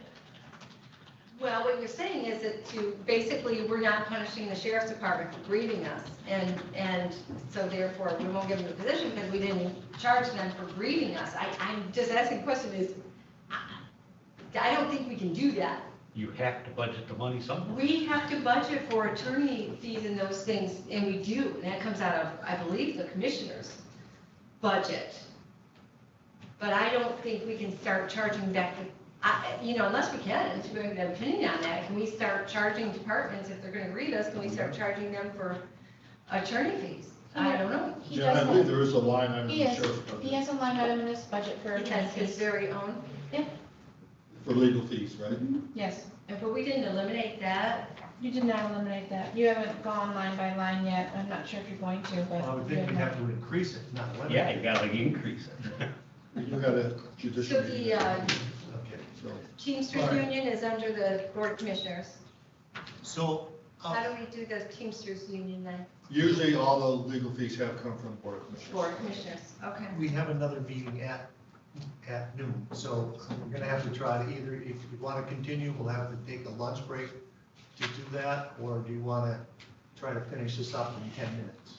Just take a lunch break and come back and. Well, this be our- the judicial meeting is scheduled for 2 hours, just so you know. I don't- We're gonna set another meeting. It's not gonna be a short meeting, so I just want you to know. I have a hard time going by this because I don't know how one position would solve anything. Well, I think, I guess I'm in favor of one position, just because it gives him more scheduling opportunities. Because with 2 sergeants at night and 2 shifts at night, you're talking no one to replace those sergeants at night. So with 3 sergeants, it would give them, they can shift them around, whether it's night or day, and it gives them more opportunities for moving it around. So I don't really want to increase the budget, but I do think that, he's asking for it, he's talking about liability, and I know one lawsuit, or one, could cost us that much. And we didn't take it out of our budget for reducing taxes, so I feel like the 20,000 is there. We actually left 40 in, so I would say at least give them half of it. Well, that would be my opinion. One question could be, I just thought of this, the sheriff keeps talking how the lieutenant does special events, but there has been no special events this year. So I assume that gives him much more time, because I sign off those special events, there's been very few special events. There aren't that many for 2021, so I just asked him a question, I don't know the answer. If he's not doing special events, the sheriff said lieutenant spends a significant amount of time on special events. If that's not happening, does that create more time to serve in that capacity? But I also know when you look at Lieutenant Kiesel's hours, he does a lot of overtime. And I don't know, he must do something more than just scheduling. I pulled up the paperwork. I made some notes here when the sheriff was talking to us in regards to the training budget. So I think it's a question that we do need to ask the sheriff. His budget originally was 15,000. I believe it was increased 10,000, 25,000. And when he was here speaking to us, he thought he had a little wiggle room there. So I would like the question posed to the sheriff if he feels that he needs that full 25,000, or if some of those dollars can come back to the county to offset this one position. So could you please, Mr. Administrator, either have the sheriff come back and address that himself to this board? We lost Commissioner Redenbach, I'm trying to text her, but I am listening, yes. Yes, and so I would say let's move this forward. Okay. So really what you need to do is set up another budget meeting. Yes. Yep. So let's do that now, because we do have that. Yeah. How about before a regular meeting next Tuesday? And that's what I was just thinking too. Is it possible Tuesday? Works for me. 15? I'll just. Gonna do like that. So at what time? You want to do 2 it at o'clock? 4? You know, whatever people are comfortable with, but, you know, immediately, you know, I'm just gonna have you listen here and speak on the phone, okay? Yeah, I was thinking 2. We're trying to set up 3 a o'clock? budget meeting. It allows Next for 5? Tuesday afternoon. 3 o'clock? It doesn't matter to me. Well, it matters to me.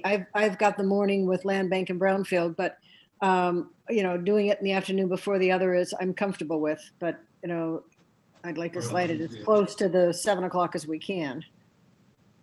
3 o'clock? 3 o'clock. If you don't mind, if you could give me, just because with retirement, I'm doing payroll as well. We're talking about So 3 if you o'clock. could do it 4 would give me at least another hour, if that's okay. Looks like Yeah. We'll do what we need to. So 4 o'clock next Tuesday? 4 is good.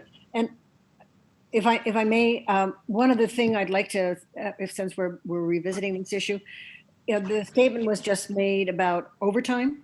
So with the addition of one additional position, what would be the reduction of Sergeant Kissel's overtime? I mean, supposedly, if there's another person being added, some of those duties are being distributed. So are we going to see a reduction in overtime? I doubt that because we're not adding a person, we're just Nope. promoting one. You're promoting one to be able to do some of those things that apparently he can't do at the current level. Otherwise, he would be doing them. Yeah, we can find out from the sheriff that would be a good question. too. That would be good. Very good, yeah. So we're saying Tuesday at 4 o'clock? Yes. Yes, Tuesday at 4. She's talking to the sheriff. Yeah, I've September got teacher. 15th, 4 o'clock Yes. budget. All right, I take that, sir. I think we're gonna wrap up, aren't we? Then, yeah. Okay. With an invitation to the sheriff? Yes. No, no, we're gonna discuss that more. We're stuck. I assume we're gonna talk about sheriff next Tuesday, right? Yeah. Yeah, 3.5, 3.5. yeah, it's split, so we'll talk about next Tuesday. 3.5, 3.5. Okay. Tony does say Is it's your meeting maybe. in this room? Yes, we're gonna be. Okay. Yeah. So then this is a time for public comment, 231-256-8109. If there's any public comment, any commissioners have a comment while we're waiting. The number is 231-256-8109. you know, if Commissioner Elmer has a concern about us budgeting money in the sheriff's department for legal expenses, you can ask our attorney whether that's appropriate or not. I can't imagine it's inappropriate, You but, can do it. I know you can. you know, if she has a concern, we should address it. Jen said we already have a line Yeah. item, Yes, we do. but what we don't have a line item for is Teamsters, that's what we clarified. Actually, that question was asked when there was a dispute between the clerk's office and the sheriff's office and legal fees. You do have the right to allocate your funds any way you wish. It's an internal decision. Any other commissioner comments? I was just gonna say, we have our contract is settled till when? 2022? You don't Yes. know when there's gonna be a grievance filed. Well, We have 2 outstanding right now. Okay, seeing no public comment, any other commissioner comments, we are adjourned.